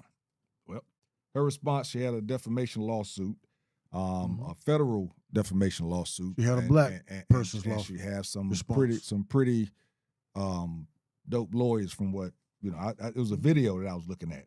She's also moved to freeze all of his UFC 250 earnings, including bonuses and fight payouts, and all the proceeds will be donated to organizations supporting black women. So everything that he won, she's trying to freeze it so that That's she some can black actually, people shit. that should actually take that and give it to. Can I comment on the bullshit? Yeah, go ahead. Okay, Dana White's full of shit. Yeah, Sure. Dana White was in the ring, and you saw the look on his face. You saw the look on Joe Rogan's face. Joe Rogan didn't say anything.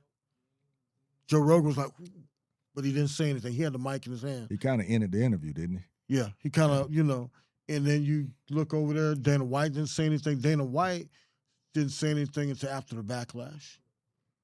And that's what happens in our community.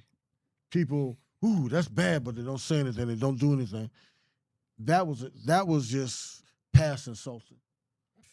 And out of all the presidents that's ever been elected office, they had a microscope all the way up his ass so he could open his mouth and it would shine out.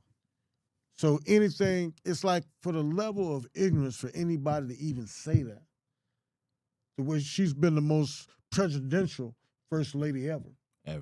And I'm gonna talk about Cormier. Now, for Cormier to be black and not even make a comment on that. I saw somebody say The name should be Cooner. I saw somebody say something about, well, damn, this reminds me of the Kevin Hart roast and nobody said nothing. It was talking about that the announcer, whatever they were saying. How did he not say anything? But yeah. So that lawsuit true? Yeah. Good. Okay. Yeah. That's a black person response. She ain't got an ounce of in her. No, I'm glad. I was hoping because she should definitely sue. Yeah, Oh, she gonna say slam definitely should sue. What I hate about it, what I really hate about it is, and this is why I say I feel like what MJ is saying about Obama is this is the time. The sheer fact that every time something happens, they bring him up.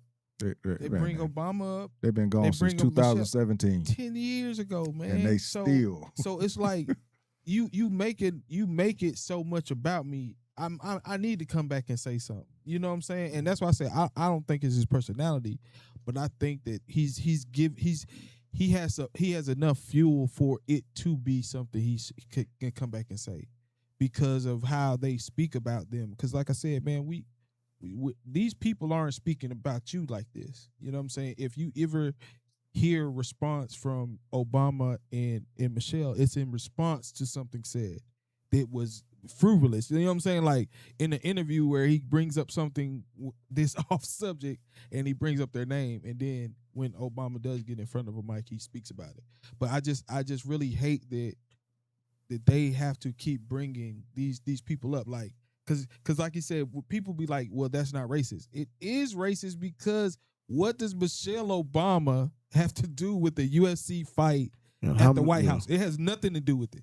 So the sheer fact that she's that pertinent on your mind shows the racism in it because they have nothing to do with this. Like, you know what I mean? So it's so far beyond, man.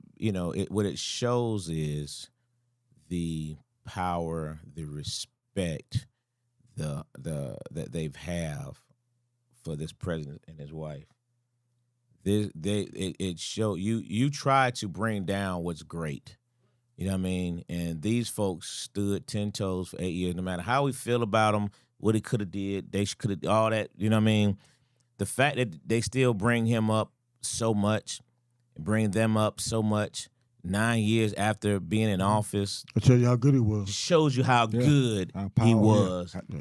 You know what I mean? They're actually showing the power that they have. And they want to bring him down so badly. And you're right. If there was ever a time for him, I know Unc wanted to challenge him not too long ago about the gorilla thing, you know what I mean? Yeah. Mm-hmm. But, that was both in it, This man insulted your black queen, the former first lady of this country, who's never done anything but be a woman, beacon, beacon, and for him to disrespect her like that, if there was ever a time, and you don't even have to say anything by giving this dude the respect of calling his name, but you definitely can make a statement of the disrespect. You know what I mean? And any further disrespect on my wife's name is going to garner an immediate lawsuit. You know what I mean? Any from you or anyone else. You know what I mean? I think he can do it. And he's shown in different clips where he can be a little sarcastic. He can be, he's shown he got a little Chi-Town still in him. You know what I mean? He's shown in different little clips. You know what I mean? But I just think if this is definitely a moment that shouldn't pass. I'll tell you, if the Democrats going to win, they might want to put Michelle Obama on the ticket and VP Obama. She don't want no parts of that junk. But you see, my point is though, everybody said on one part. After watching what he went through, people. Yeah. Sometimes you got to fall on your sword for the good of the people. Yeah, I don't know. I think she's to a point where, she's tired of being gracious. You know what I mean? Well, that's what it might take, because you're talking about a ticket where white people respect Obama enough. He carried the vote.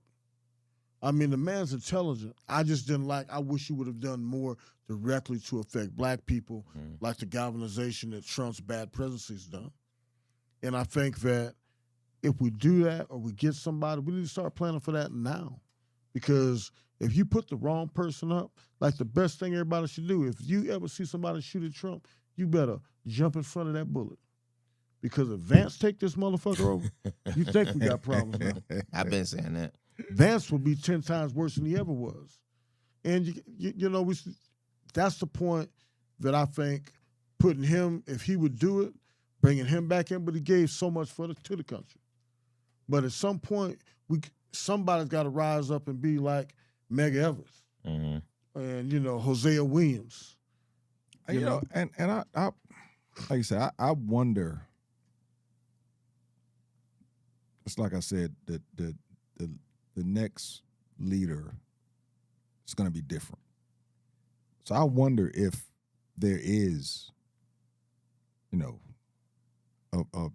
somebody that's willing to go on the sword, a Martin, a Malcolm.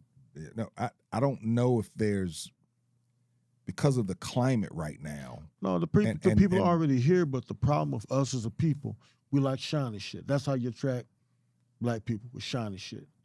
And there's too many people out there that people won't listen to just because they're not shining. Look at the guard for New York, great guard, but he's not shining.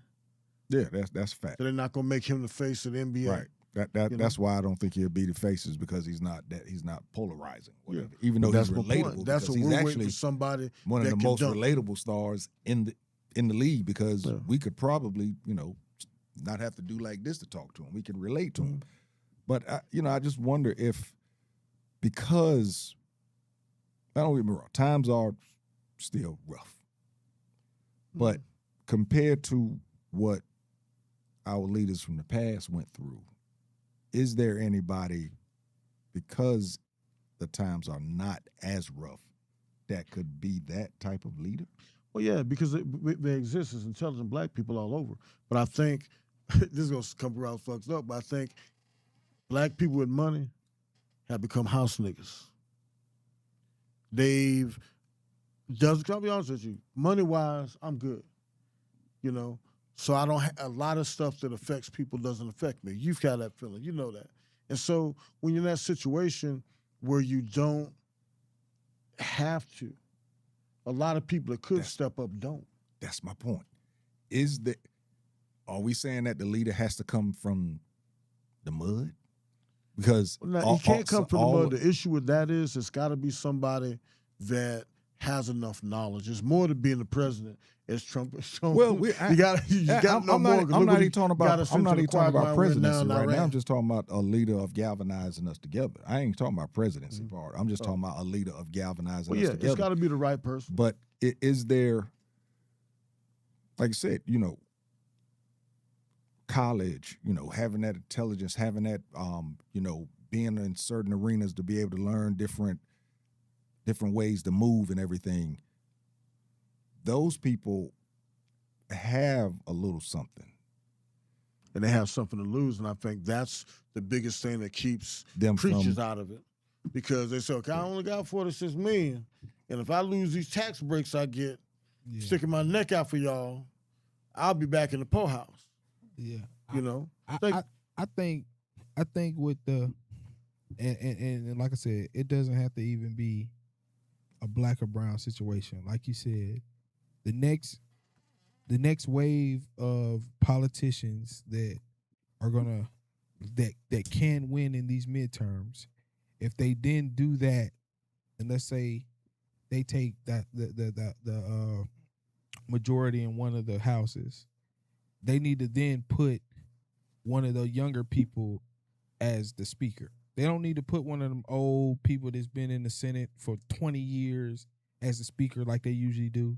They need to make one of these young people the speaker, and then you'll see how much change you'll get done when you have a Speaker of the House that is younger and a majority. Because what a lot of people try to push on, this is what I'll say. What a lot of people try to push on the Democrats from not passing, they don't realize that they don't ever really have the majority for long enough to pass anything. And then when they are trying to pass things, they filibuster, they don't show up, you know what I'm saying? They make you change the bill so much. Or they add stuff to the bill. So that's what I want people who don't look at government to realize. Like, and when they say the things they say about how Democrats don't look out for black people, they do try to pass laws. We just don't have the majority for the majority of time. So the fact that we don't have the majority, we can't pass the laws. The difference that what Trump is doing, he's doing executive orders. He's doing it without the approval of Congress. You know what I'm saying? And we haven't had anybody in place to do that. And I say we don't even have to have anybody in place to do that. When we get the majority, we need to put somebody of a younger ilk in charge of something that can be impactful, because being the Speaker of the House is impactful. You understand what I'm saying? Yeah. Like, I think stuff like that is impactful, because we get these majorities and we put people like, who was the old white lady who was just the speaker when we had the majority? I know you're talking about. But that's what I'm saying. We put her in charge and she passed her prime. She don't know you know what I'm saying? Like, don't put her in charge. Put somebody with new innovative ideas in charge. See, and that's on a grand spectrum, and I'll disagree with you. But again, like I said earlier, I don't think you're not, I ain't gonna say never. I don't think it's possible. But I seriously doubt you're gonna ever see a Martin Luther King, a Malcolm. You're not gonna see those individual leaders anymore. That's why I keep saying. I think you can. I don't think you. I just. It's gonna take somebody waking up one day. Okay, think about it. Now, this one dude, people disagree with him, but he was spot on. Cat Williams woke up one day. He said, "You know what? Fuck my career. I'm gonna tell the truth. I think I got enough money saved up. I can do it." And he went on. He chose to go on that podcast with an agenda. He knew what now Shannon Sharp didn't know. Shannon Sharp was just around for a ride. But he had a popular show right here. But anybody, hell, our show would have been up there Right. if he got came on and said the same thing. But that's my point, though, MJ. That's why I say, because of this current climate that we're in with the social media movement, that's why I say I don't think it's gonna.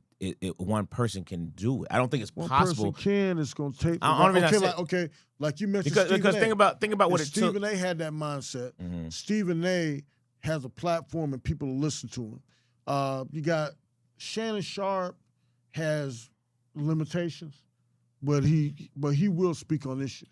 And I think that if we get somebody out there somebody's gonna have to decide, I love black people more than I love my life. And that's what you think about. That's what Martin Luther King did. That's what all Medgar Evers did. These people getting shot, dog sick on. But see, that's why I don't And now think we that got it can happen. The infecteds throwing that all away, not even voting. Martin Luther King was not the only person conducting movements in the country. Hosea right? Williams. There was a bunch of them. Yeah. He got the platform. Exactly, right? but it could have been any of them. It could have been any of them. And here's my point now. It was multiple people. Some of them didn't get the platform to go worldwide. Everybody now has the platform. That's why I keep saying I don't think it can be one person, but I think it can be people who spark these kind of movements because the platform is so much bigger. We heard about Martin Luther King from the TV, when they had the TV stuff. You know what I mean? It took time for word to spread throughout all the Baptist church and all. You know what I mean? It don't take no time anymore. That's true. That's all I'm saying. That's why I don't think it can be one person, because the movement, we have so much more access. And you have people who have platforms that could if you could just look at the followers that so many people have. I give you an example. I think Joe Buttons, he has like 5 people on his crew. He recently added like a Mark Lamont Hill, very intelligent black brother, and he offers insight from an intelligent black point when they're offering insight from a hip hop, their community point. You understand what I'm saying? And then, but the girl he has on there is more like a comedian. Like he had Melissa Ford, but he has another comedian on there. I would challenge him to have somebody like Jasmine Crockett to sit in there for a week and just be on just 4 or 5 shows. It shows her intelligence. It gets her out to a younger crowd. Like I think that every politician, every person in the midterms that want to win, need to reach out to a Kai Cenat. Now you're talking. Joe Budden's gonna be limited. Kai Cenat has a national appeal. So that's why I said I You know think what I mean? Jasmine Crockett There's should some- go on. The Breakfast Club has a national appeal. Yeah. You got the Pivot, national appeal. Yeah. You got some of these shows that have national appeals, and they can reach. You know what I mean? And they can reach the people who can really affect the votes, and the people who are not getting out there to vote. That's why I think this Target thing. I just keep bringing it back up, man. This junk says it makes such a statement. Correct. That I'm just disappointed that, you know what I mean, all of us should know. You should better go out. Everybody should know. I didn't know. Everybody should know, and they don't. Till I looked Thank you, it up number one today. fan. I when I looked it up today, that's how I That's found a problem. I didn't know. I thought it was like we always do. Yeah. We say we're gonna do something, didn't do. That's a it. problem. I thought we did it, but I just didn't know that it hit them like that. But it hit them. Well, see, and that just shows the power. But if we get like hashtag all these different shows and see if they'll bring it up. You know, Cat Williams, like I like Cat Williams. Now, of course, he ain't gonna be a presidential run, but I think the thing I respect about him as a black man, he's speaking on issues that so many people avoid. Dave Chappelle speaks on issues that so many black people avoid. It's like if he let me in the club, I don't want to say nothing that's gonna get me kicked out the club. Correct. You know, I'm just gonna sit here quiet. And That's correct. Jay-Z, all these big time people, Yeah, and that I'm not should even know intelligent enough to say it, they don't say shit. Yeah, I'm not even speaking on I'm just talking about a leader of people, not the. I ain't think about politicians. Well, But you have somebody that can actually lead the vote to get the right politician there. I'm talking about somebody that can. Politicians, other than this dude that's in there now, they're, especially a politician of color, is going to have guardrails. There are certain things they are not going to do. Yeah, to get elected, they can't. But if you have somebody that's leading from the community point, and when I say community, I mean nationally, that can actually get somebody to vote for that politician. Mm-hmm. That's the person that I'm saying I don't know if we can. Now, you said some names, that's on, the pivot. Lord knows if Stephen A would get off his fence, I think he could do it, but No, right. And my mom said Jamal Bryant. You said it again. He talked about Target long ago. No, but what I'm saying about Jamal Bryant helped spark it. But what I'm saying is now what, and how many people know about it nationwide. Yeah, the only people that's the problem. The only people that heard, because I CNN didn't talk about Jamal did talk about it. See what I'm talking about? But pretty much that's what I mean. People in Jamal's church. And most of the people in Atlanta heard Jamal talk about it. Now, not nationally. Not nationally. Now let me say this, right? All right, I'm best friends with a guy that went to school with me who works on the board of Target, right? And we talk about this in our group chat. So I'm gonna read you what we were talking about it when it happened, right? He said we were talking about the CEO in general and how because of the boycott, the CEO had to step down. All right, so he says his time was up 3 years ago, but he got approval from the board to help us navigate post-COVID and the upcoming change in administration back then. Bad move. You got to know when you step away as a leadership, shit came to a head. When we were down 3% in sales, as much as to be contributed to lower foot traffic in stores stemming from the DEI tariffs and bad internal investment. So this is what they're talking about in their boards internally, that they knew that these things, they didn't know these things were going to happen, and then once it happened, this is what happened to their foot traffic. And then so we were talking about it a little bit more. He was like, basically, they went and got the CEO from Lowe's, Marvin Ellison. He was at Target, but he had went to Lowe's, and they brought him back. Now Marvin Ellison is a white guy. You know what I'm saying? So it was like they moved him to appease us, but then brought in somebody that they had in the past. You know what I'm saying? But what we're ultimately trying to say is they understand that it's important. You understand what I'm saying? Like, they understand that it's affecting their bottom line. Listen, Dwayne, I'm sorry to cut you off, but here's what we know for sure. Here's what we know for sure. And this history has shown this. Mm-hmm. White America has always studied Black America. Mm-hmm. They've always know what we do, and what they know that they don't respect. And they knew how to derail us. They know how to direct. That's all I said. They don't respect us enough. So every now and then you got to show them. That's what happened with Target. They were like, oh wow, they reminded Target. Yeah. They really do. You know what I mean? They will come together. But they always have studied. That's how the projects came about. They've always studied Black America. You know what I mean? They knew Section 8 was going to tear us up. They knew it. This wasn't no surprise to them. They planned for this kind of stuff. They just don't think we have enough the ability to unite within us. When it happened. You know what I mean? When it happened, guarantee you they was going, I'll be damned. Yeah. They finally and they're hoping they find somebody else now. But now, if you took Target, go to the next one. You know what I mean? It's like, and yeah, Jamal Bryant did speak out on it. But did Jamal Bryant I didn't hear him. Why didn't Jamal Bryant get Creflo? And why didn't Creflo get TD Jakes? Why didn't TD Jakes get such and such? Why didn't he go get this guy from California? Right. Why didn't he go get this guy in Texas? Why he didn't go get this guy in Philadelphia? Sure everybody know. Everybody should be. This should be a rally cry. That's why I was talking about a symposium to get those people together. So then you can move to the next one. But right now, if you try and move to the next one, people will be like, "What for?" Then shit happened at Target because they don't know that shit actually did happen at Target. They don't know. Like I said, seeing. Like I didn't think. I was like, you can't go to the next one because nobody knows the actual positive things that happened from the first one. Nobody knows the small wins that we got from the first one. Mm-hmm. So if you go, what is it when everybody say, "Hey man, we ain't gonna get no gas on this one day"? What does everybody say? "Oh man, that shit ain't gonna do nothing." Because they feel like it's just talk. Yeah, we're gonna get gas. They feel like it's just talk. You know what I mean? Everybody gonna go Nobody get wants gas. to be inconvenienced, and all you'd have to do is gas the day before. Same gas, but you get it the day before. But if it did happen, and they was actually a success, you wouldn't know it. Because, like you said, the national media is not going to report it. Just like you said about these Asian stores. You know what I mean? What if your community says, hey, if your Asian store and your community doesn't support at least 5 youth football teams, we ain't coming. We're not coming to your stores no more.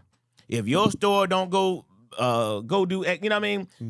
These are the demands that we have to have. Where I live, every one of the high school football teams will have placards where every store in the neighborhood buys a placard to put on the field.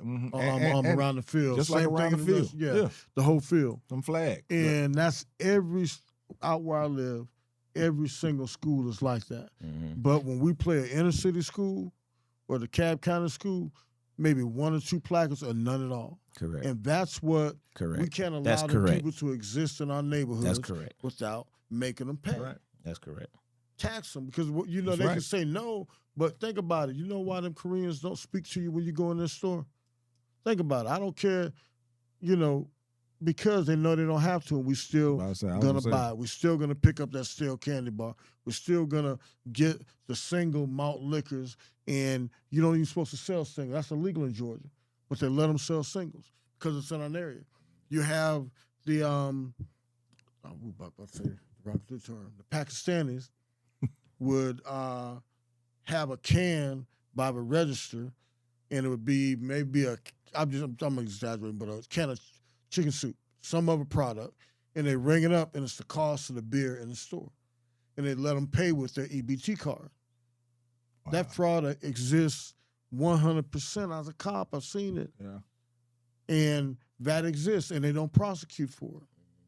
Same thing they doing with Trump doing this roundup, all the illegals. He ain't took his muck ass to North Hall and hit those chicken plants. Peaches are getting ready to get picked pretty soon. You think they're going to take a bus down there to South Georgia and hit those peaches? Hell no. So a lot of shit is an act. But until we galvanize and show them, they're not going to listen.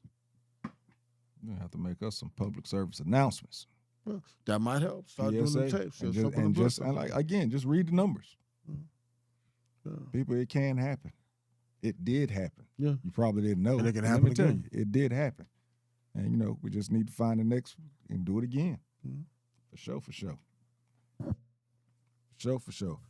But yeah, what was I was gonna ask one thing too, right? Go ahead. Did they not pass the John Lewis Freedom Act? Wasn't that recently I passed? hear you. The John Lewis Freedom Act. Who passed it? Biden. That's what they've been fighting for forever. Oh, okay. They wouldn't pass it. Okay. The Republicans blocked it, and the black boy who got left out in the cold was one of the main ones who blocked it. And then he ain't getting not a single cabinet position. Big dum-dum. And now all of a sudden, y'all saw that, John? Now he started to have problems. Mm-hmm. Now you want to try to go black again. Mm-hmm. Nah, buddy. Stay over there. Stay over there. Stay where you been at. Actually, the black past were involved. Reverend Otis Moss, Reverend Bryant Johnson, Freddie Haynes, all of them at a big church, and they talked about the boycott.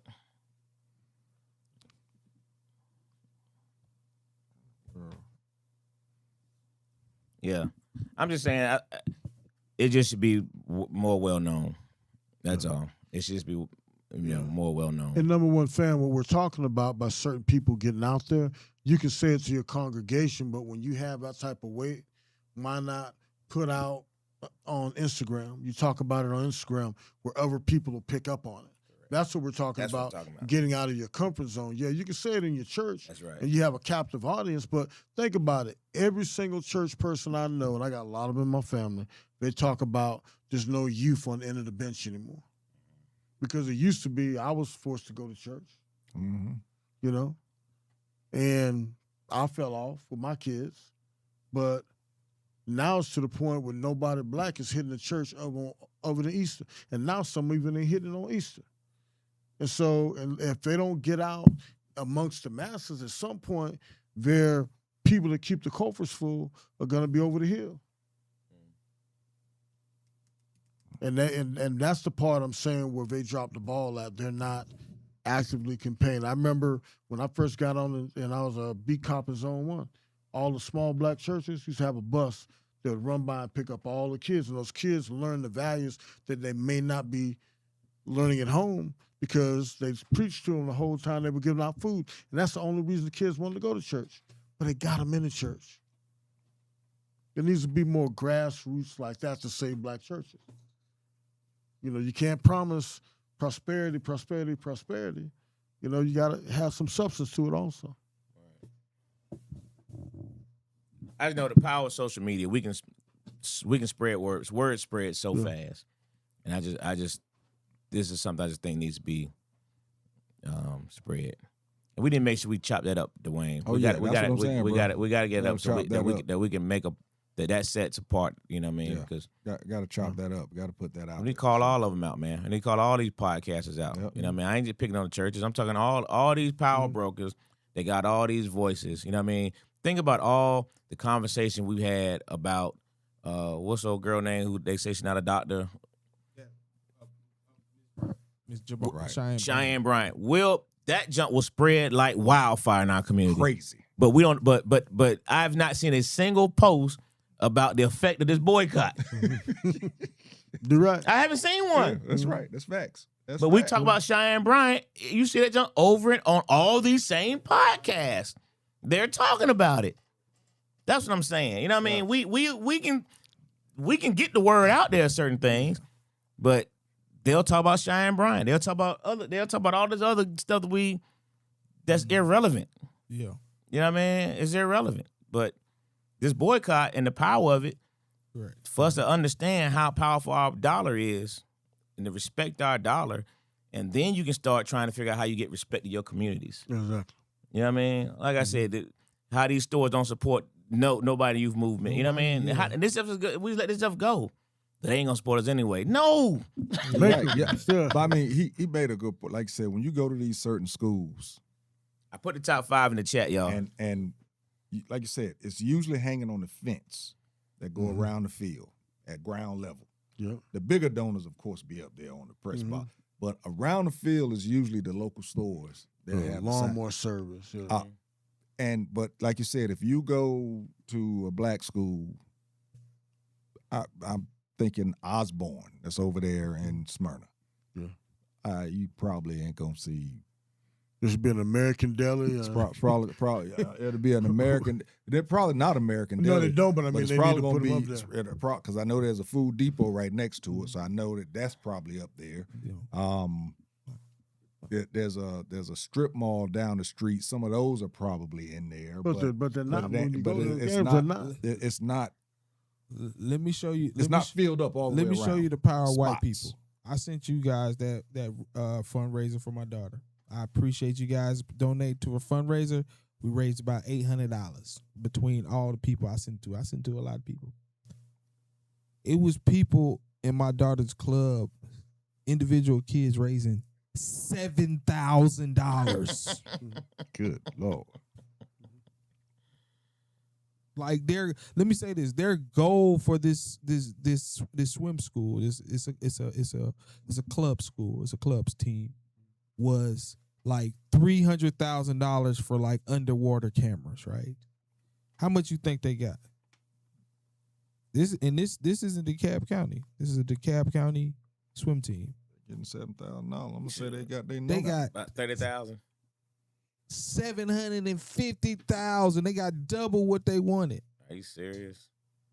From just the these little girls ain't gotta do nothing but go in there and swim laps, okay? They ain't sell no popcorn, you know what I'm saying? They ain't do no top 5. They ain't sell no Krispy Kremes, and they just raised this, sending this a fundraiser out to people you knew, but I'm telling you, the numbers in swimming, it's 1% black, okay? Correct. That's just facts, okay? It's 1% black, and even in this swim school, it's a 1% black, and a majority white, Asian, Pakistani swim school. They made double the fundraiser. They made double it. That's great. And they're not doing nothing special. They ain't give out nothing about it. My daughter just swam 50 laps. That was it. Right. So yeah. That's it. That speaks volumes, bro. Speaks volumes. Yeah. We got to go top 5. You got something else? Oh no, we good. We can rock on to the top 5. You want to go over the comments first, or you want to? I was kind of reading. I think we covered most of them. Let's see. They agreed. J.D. Vance is way worse. Yeah, J.D. Vance is way worse. His best. We'd be on the ground in Iran right now if Vance was president. The Obamas live rent free in their minds. That's a fact, man. Oh yeah, they live rent free in their minds. Rent free. Uncle also said Michelle Obama should have sued. They're trying to tear down something positive and lack of respect. Said Coach Nash, they're too busy with the going high. Time to strike. Every time he says his name, he tries to invoke racism by saying his full government name, Barack Hussein Obama, to garnish the anti-Muslim sentiment. He definitely does that. Orange Grimace is a B. I agree.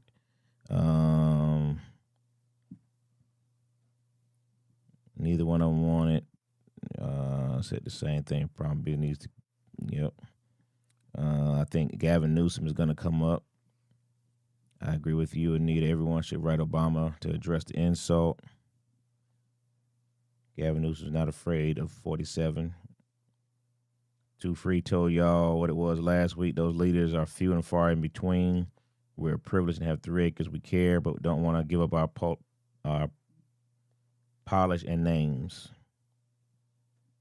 Yeah. They need to sue 47, Dana White, Paramount, and the fighter. Yes, put all of them in a lawsuit. That's what they do. Vance, my aunt said Vance won't get the support because no one fears him. Yeah, but he'd be dangerous. He'd be dangerous. Now that the crazy Rick Jackson won the runoff, Rick Jackson won, and will now go against Keisha Lance Bottoms for the gubernatorial election. This will be the most scorned earth racist and misogynistic campaign ever. Facts.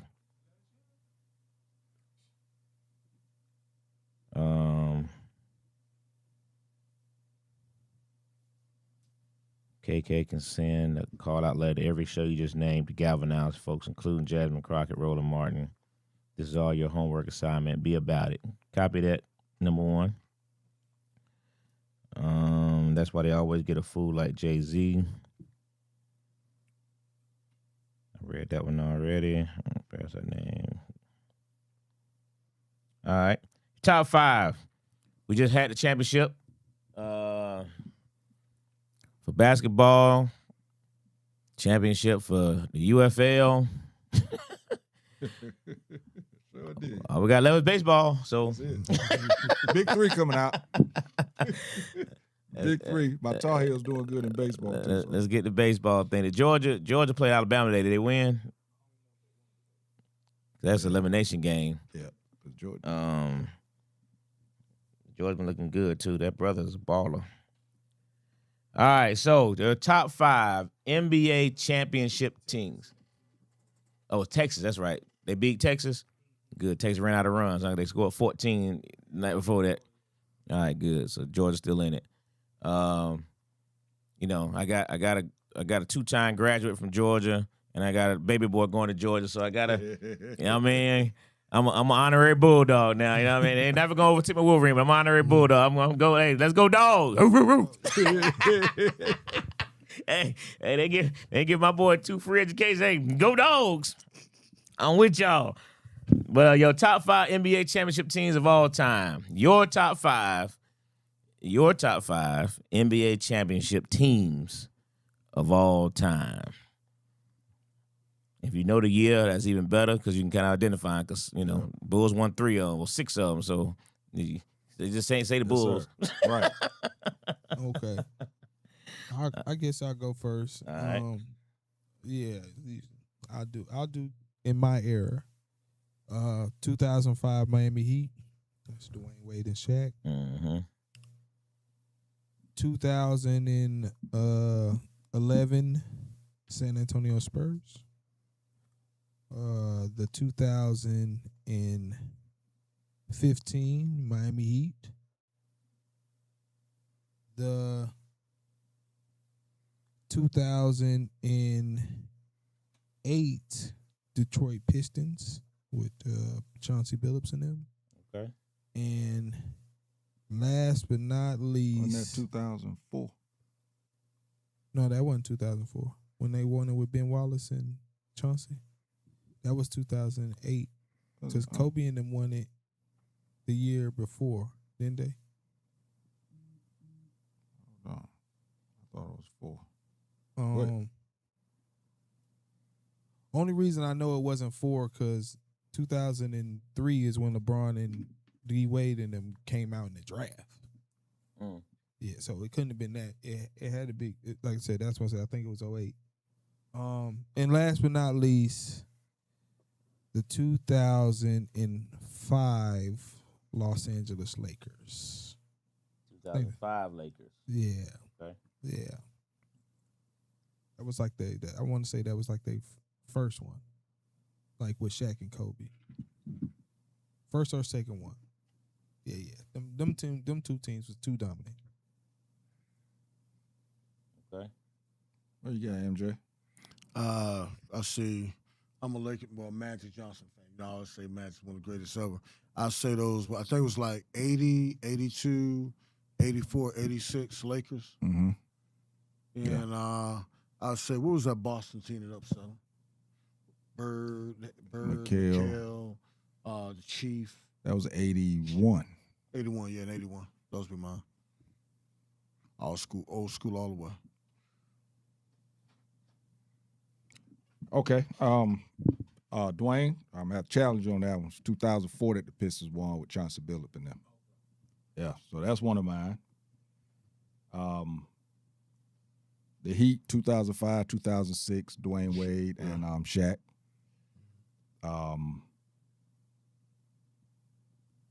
2009 Lakers with Kobe and Powell.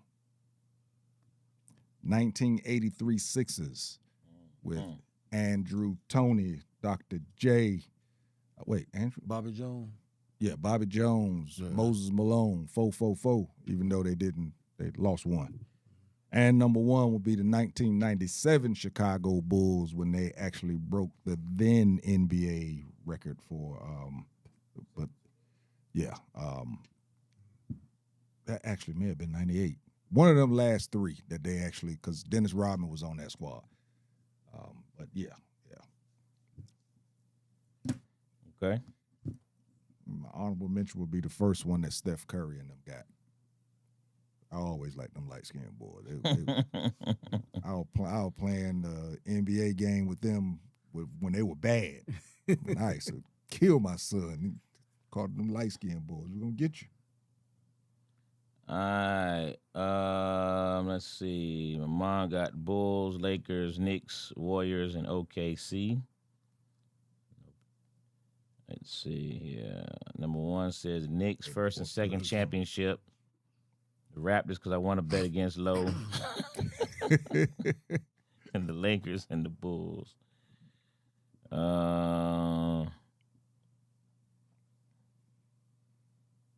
Let's see. My aunt says Bulls, Knicks, all that matters. Okay. Cavaliers and the Heat and Bad Boy Pistons. Frank said 83 Sixers. That's the list. Yeah, boy. That was 84 Celtics. MJ says Frank. All right. It's 85. Yeah, because the one I was said that, talking Frank? about, Mikhail wasn't on the squad yet. What I was talking about. That's when they had them. I remember 81. Remember Kareem got hurt? Yeah. And Magic Magic played played all center. 5 positions Yeah. on the court. 40, Never been duplicated. 42 points, 14 rebounds, and I think 8 assists. Something like that. Nasty boy. All right. So, I definitely got to go up 83 Sixers. I was a diehard Sixers fan for so long. What you talking about? I talk every day. They just kept making so many bad management decisions. It just got so frustrating to continue to support it. I say the 91 Bulls team. First one. I would go behind that. I can remember the first Lakers championship with Magic when Magic played all 5 positions. 80. Yeah, 80. Yeah, 80. that was very, very impressive. Damn game was on tape delay. Yeah, how about that? The 94 Rockets. That Elijah Wan team. And Clyde the Glide. Yes, 94 Rocket team. Was Clyde on that one or the one before? That was the first one. That was the first one, Clyde. I think Clyde was on the second one, wasn't he? Didn't they get traded to him for the second one? Back, didn't they? Yeah, he came for the second one. Yeah. Okay. And then between that, I'm right here between that Golden State Warriors team. Although I hated the fact that Kevin Durant was the team, but that team was ridiculously good. Yeah. You know what I mean? But then I got the LeBron team that came back from 3-1 down to beat Golden State the year before that. Gotta give props. That jump was. Kyrie Irving was crazy. Fire. Yeah. Fire. That's who won that. Hey, Yeah. Yeah. him and Bron. Kyrie had just 40. never been with the right team because Kyrie be considered one of the greatest. I hope he comes back from the injuries. That's true. The way he was balling on that pickup video, game, you ain't lying. he looked like he pretty good to me. Yeah, look like he gonna be all right. Dallas was thinking about trading him. I guarantee they're rethinking that. Like, Yeah, they got a nice squad. Yeah. Dallas have a nice squad next year, but I think San Antonio, they 1 or 2 pieces from being ridiculous. Some old Oh, players, 100%, 100%. Anybody that's got their money some can time. go play for them. And yeah, because the thing is, everybody's on their first contract.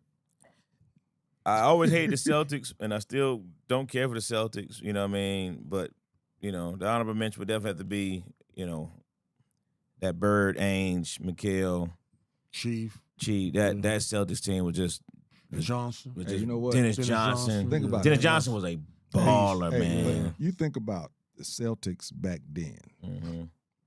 A hot 3 black guys on the squad. Parrish, Dennis Johnson, and I'm sorry, 4. ML Carr, waving the flag, and my man Cedric. Cedric Maxwell. From Cornbread. Kinston, North Carolina. Compared to the Celtics when Kevin Garnett was on the squad. All black, one white guy. Had to win championships. If not, he was gonna get lynched. Well, they fixed that. They go Boston to Europe ain't no now, joke, baby. boy. Boston is no joke, boy. There's probably that 5 Europeans town. in the top 10 players in the league now. Mm-hmm. And that bad boy Pistons team was the real deal. That team was the real deal. Benny, Microwave, Isaiah, Joe Dumars, Dennis Rodman, Dennis Rodman, Bill Lambier, and what's the guy? Rick Mahorn. Rick Mahorn. That was a rough team. Poor Mark Sally. Aguirre got traded and made all that junk happen. And Isaiah was his boy. And I was his boy. Traded him in the middle of the year. And then they won a championship. And then we won the championship. Boy, Mark Aguirre feeling was hurt, man. We lived in Texas then too. That was a trip, boy. That was his boy. That was his boy. Yeah. Great show, gents. This was real good, man. This was real good. What y'all think about the dude that Sorsby kid though, man? That did all that gambling and now you going for the I think going to Football player? Yeah. I think You can't touch him. Now, how the hell you going to pass on Shedeur Sanders, who was in the Heisman running until the end of the year? Do I have to tell you? Well, you know how. But I'm just saying, now you got a Case kid that closed. said he bet 70,000, but guess how many bets he had? 90,000 Huh? 90,000. 90,000. But he had 6,000 bets. bets. How was he going to this class? Yeah. Cell That's phones, ridiculous. There's no possible way, because think about it. He's in a championship game. Somebody touch him. I mean, I would follow everybody in his family and see what they bet. Because if he throws 2 interceptions in the championship game, come on. Spurs 5-time champions with that. There's no one in the world that puts It's gonna be gambling at interesting to quarterback. see if somebody actually picks him up. You got to give And up. that supplemental draft, But it it would takes be a interesting. first round. Yeah. You got to put down a first round draft pick to go in the supplemental draft. So it's got to be somebody you know's on point. But the thing is, you don't have to draft them because it goes rounds. Mm-hmm. So wherever he's drafted at, that's how he gets paid. He gets paid the equivalent of where he was drafted. So he could go down to like the 4th or 5th round. Okay. And And he then they will. could draft him. Yeah. Then they could draft him. Basically, all they do is just go through it. I think he's the only person in the supplemental draft this year, right? I think he's the only one there, so they'll just go through and But it's a first round draft pick. Who's gonna give up a first round? he ain't draft gonna pick he for ain't a gonna gamble? he ain't won't gonna go in the first. he won't go in the first. He won't get in the first. Yeah, but there's only so many people in the draft. Yeah, he I don't think there's That's a nobody supplemental in. draft though. Yeah, this it's not regular draft. Yeah, It supplemental. functions totally different. Yeah. A couple of people notables. Bernie Kosar was in the supplemental draft. What's my man name? Played with Minnesota. Played with Philly. Preacher. Reggie White. Played with Minnesota. Receiver. Opposite of Randy Moss. He was in the Chris Carter. supplemental Chris draft. Carter was in the Yeah, supplemental he was draft. in the supplemental draft. You know, Yeah.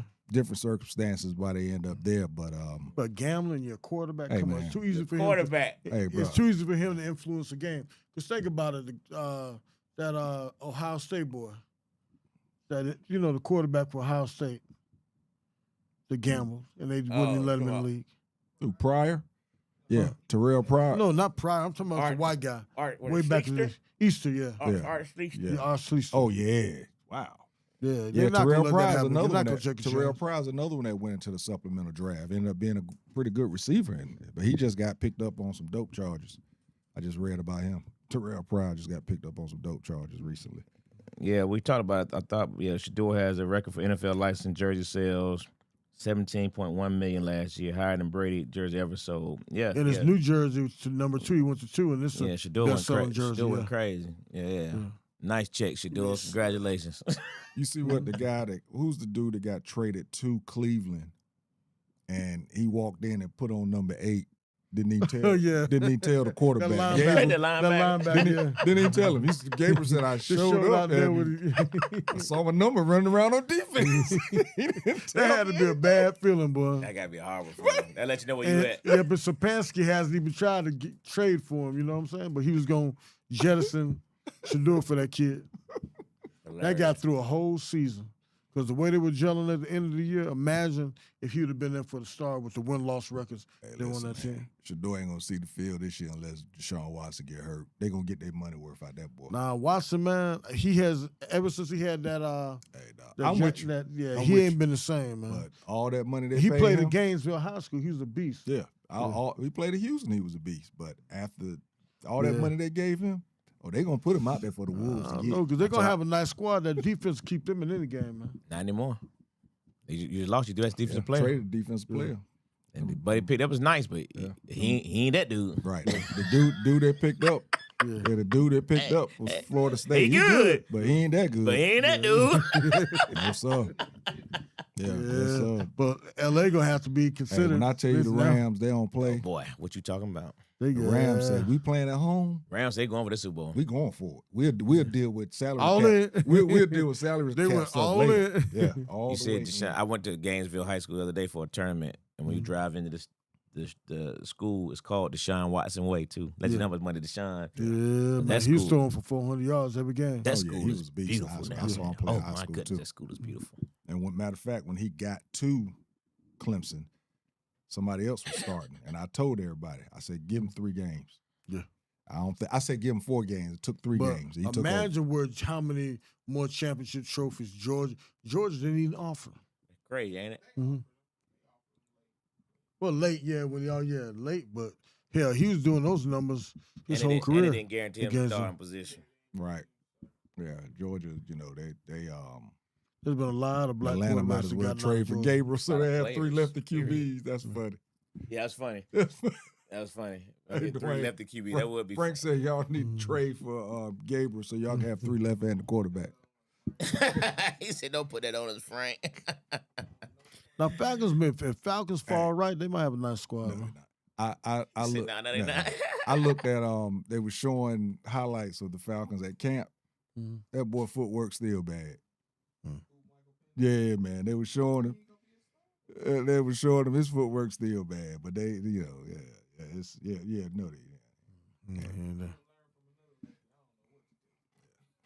Problem is, you learning from somebody that got a headache. Got the big helmet on. One got a big helmet on, one got 2 big ass knee braces. Got lineman knee braces on. But that's what they said about him when he came out. That was a knock on him. That's why he's supposed to dropped in the draft because his knees. Yeah, he already He had had 3, like 3 surgeries. he already in had college. 3 ACL surgeries then. He had bad luck, man.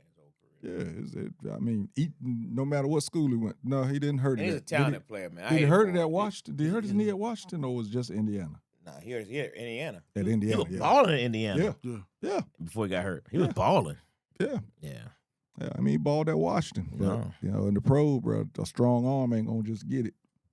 He's accurate too, man. Dude, I hate it for him, but he got one more year. It's over.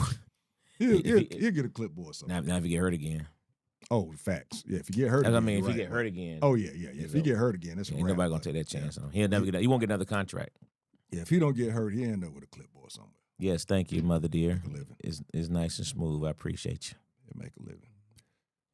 MJ, Mm-hmm. you got your IG page popping again yet, bro? The MJ Ask a Cop. Oh, you looking at Dwayne? I just caught that, Frank. What, He said that school had a heck of a training room. Talk about Deshaun Watson. Nah, he's over. I bet they did. That's where it all started. That's where it all started. Hey, man, I was looking at, that's how they got him. Right. I'm in Clemson. I was looking at one of our old shows, and I forgot who it was that was on the show. We was talking about that in regards to, the whole massage thing and everything. It was pretty good. It was cool to look at. That's when we did it out on the deck. Yeah, it's pretty dope. So yeah, MJ, you ain't got them popping yet? They can't follow you yet? No, I'm I haven't posted up. Yeah, there you go. He got me posted. There you go. Yeah, he got him up there. There you go. Y'all make sure y'all get back over there. I'll go for it. Oh, wow. Yeah, congratulations to Jordan, man. That's super dope, man. Jordan is doing her thing up there Oh, that is fire. in New York, man. That is awesome. Congratulations. Play with Ghostface Killing, Big Daddy Kane, Carnegie Hall. Carnegie Hall, man. That's super dope, man. Yeah, congratulations with that, Frank. I'm glad For your sure, daughter's for gonna be sure. coming home soon too, man. Glad to hear that news as well. Everybody been asking me when Frank is his daughter coming home. They finally got a date. She'll be home soon. Good deal, Good good deal. deal. Hey, Frank, make sure you know, them Tar Heels, boy, we undefeated in the World Series right now. I hope I don't jinx us, but cause we get there and never win it, but we there. Angelo, what you got this weekend, bro? What's today? Tuesday. So Thursday, we have open mic. Friday is our show up there with New York, Detroit versus everybody. That's what it was. Detroit versus everybody. Got a couple of Detroit comedians performing. Saturday we're doing our pre-Father's Day comedy show, blues and comedy show. Got a blues artist coming out. Got Larry from the Country Wayne skits, Duchess Country Wayne skits, and it'll be a dope show. Nice blues and comedy tour, man. We've had 3 of them so far, man. They've all been very, very successful. Very good turnouts, very good performances. So then Sunday on Father's Day, we'll be at Traditions for our clean comedy show, and that's how the week wraps up. And we'll crank it up again. Good deal, good deal. Hey, everybody out there, and all you pappies, all you daddies out there, happy Father's Day, happy early Father's Day wishes to you guys, because don't nobody really, don't really fuck with us too tough. Happy Father's Day to you gents also. You know what I'm saying? So to you as well. yeah, appreciate it, man. Appreciate Everybody that. in the room. Happy Father's Day. Dang. Appreciate that. I ain't got nothing big going on right now, man. Shoot, I'm working a regular job right now, so other stuff's kind of limited right now. But as I said, Word on Robert? nah, man, we still old girl hit me up. She asked me if I'd heard anything. I'm like, man, you closer to them than me. I ain't heard She ain't nothing been on yet, there in a so. while. She been in like 1 or 2 episodes, and then you don't see her no more. Yeah, because like I said, when the daylight, we had them shorter days because both me and her work jobs. It was hard to do something. So supposedly now that the daylights are longer, they was getting us prepped. Then all of a sudden, the text message stopped coming in. So we'll see what happened with it. I need that too. Well, that was some nice little checks, but them checks was nice. But I mean, little to no work really. Sometimes I go in there, bro. We'd do 1 3 minutes, we done. He'd be like, Robert, you rapped. Say no more. I'm gonna hang around though because the cast is always nice. Gotta tell me your house is available, boy. They pay you for house usage every day. Yeah, man. I told them, I said, bro, y'all can use. I told them they could use my house. You just have to use the basement. Yeah, you ain't going all around my house. Yeah. You use the basement though, but you ain't going all around my house. But the basement wide open, they can come in there. Shoot, we can do that. But you know what? I might have to reach back out and mention that. It's a good call right there. It's a great call. So that's gonna do it, man. We will be back next. Hey, man, let's what's the date next week? I don't know what the day is. Don't ask me. 25. Yeah, we should smoke the pipes next week. Oh, that's right. Yeah, smoke the pipes. I actually, because I thought I was gonna do it today, but I see you was rushing, so you didn't have yours. All right, yeah, we're gonna smoke the pipes next week. I can't breathe. It won't be as Might bad. be much better than a cigar. Yeah. Yeah, You'll enjoy that. It smells better. Yep. Smells a hell of a lot better. Happy Father's Day to all the KK daddies and our beloved father, Mr. Joseph William Candyman Braces Sr. Yes, sir. Thank you very much. Thank you very much. Nice, gonna try And and again, reach like out they to said, happy Father's Day to everybody out there. Appreciate y'all as always. Y'all been hitting them likes up and seeing y'all. Thank y'all very much. We appreciate it. All right, so that'll do it, man. We will see y'all next week. Ask a Cop might be, might not be. Check us out. Hopefully, come on in. Hopefully, he got the bug back. See if he is. It was great having you, though, bro. I enjoyed it, bro. It's always dope. nice Your to insights is do always with y'all. dope. We got break bread. For real. All right, so that's going to do it, man. Classic Conversations with Jae Tea and Lo. And that's a cop. And we out. You dig?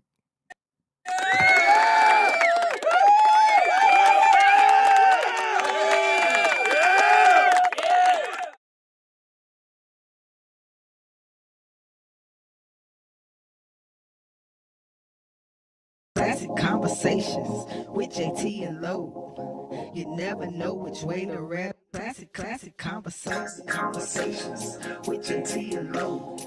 You never know which way to rap. The record's gonna go. Classic Conversations with Jae Tea and Lo. Classic Conversations with Jae Tea and Lo. You never know which way to rap. The record's gonna go. Classic Conversations with Jae Tea and Lo. You never know which way to rap. The record. Classic Conversations with Jae Tea and Lo. You never know which way to rap. The record's gonna go. Classic Conversations with Jae Tea and Lo. You never know which way to rap. The record's gonna. Classic Conversations with Jae Tea and Lo. You never know which way to rap. The record's gonna go. Classic Conversations with Jae Tea and Lo. You never know which way to rap. The record's gonna go. Classic Conversations with Jae Tea and Lo.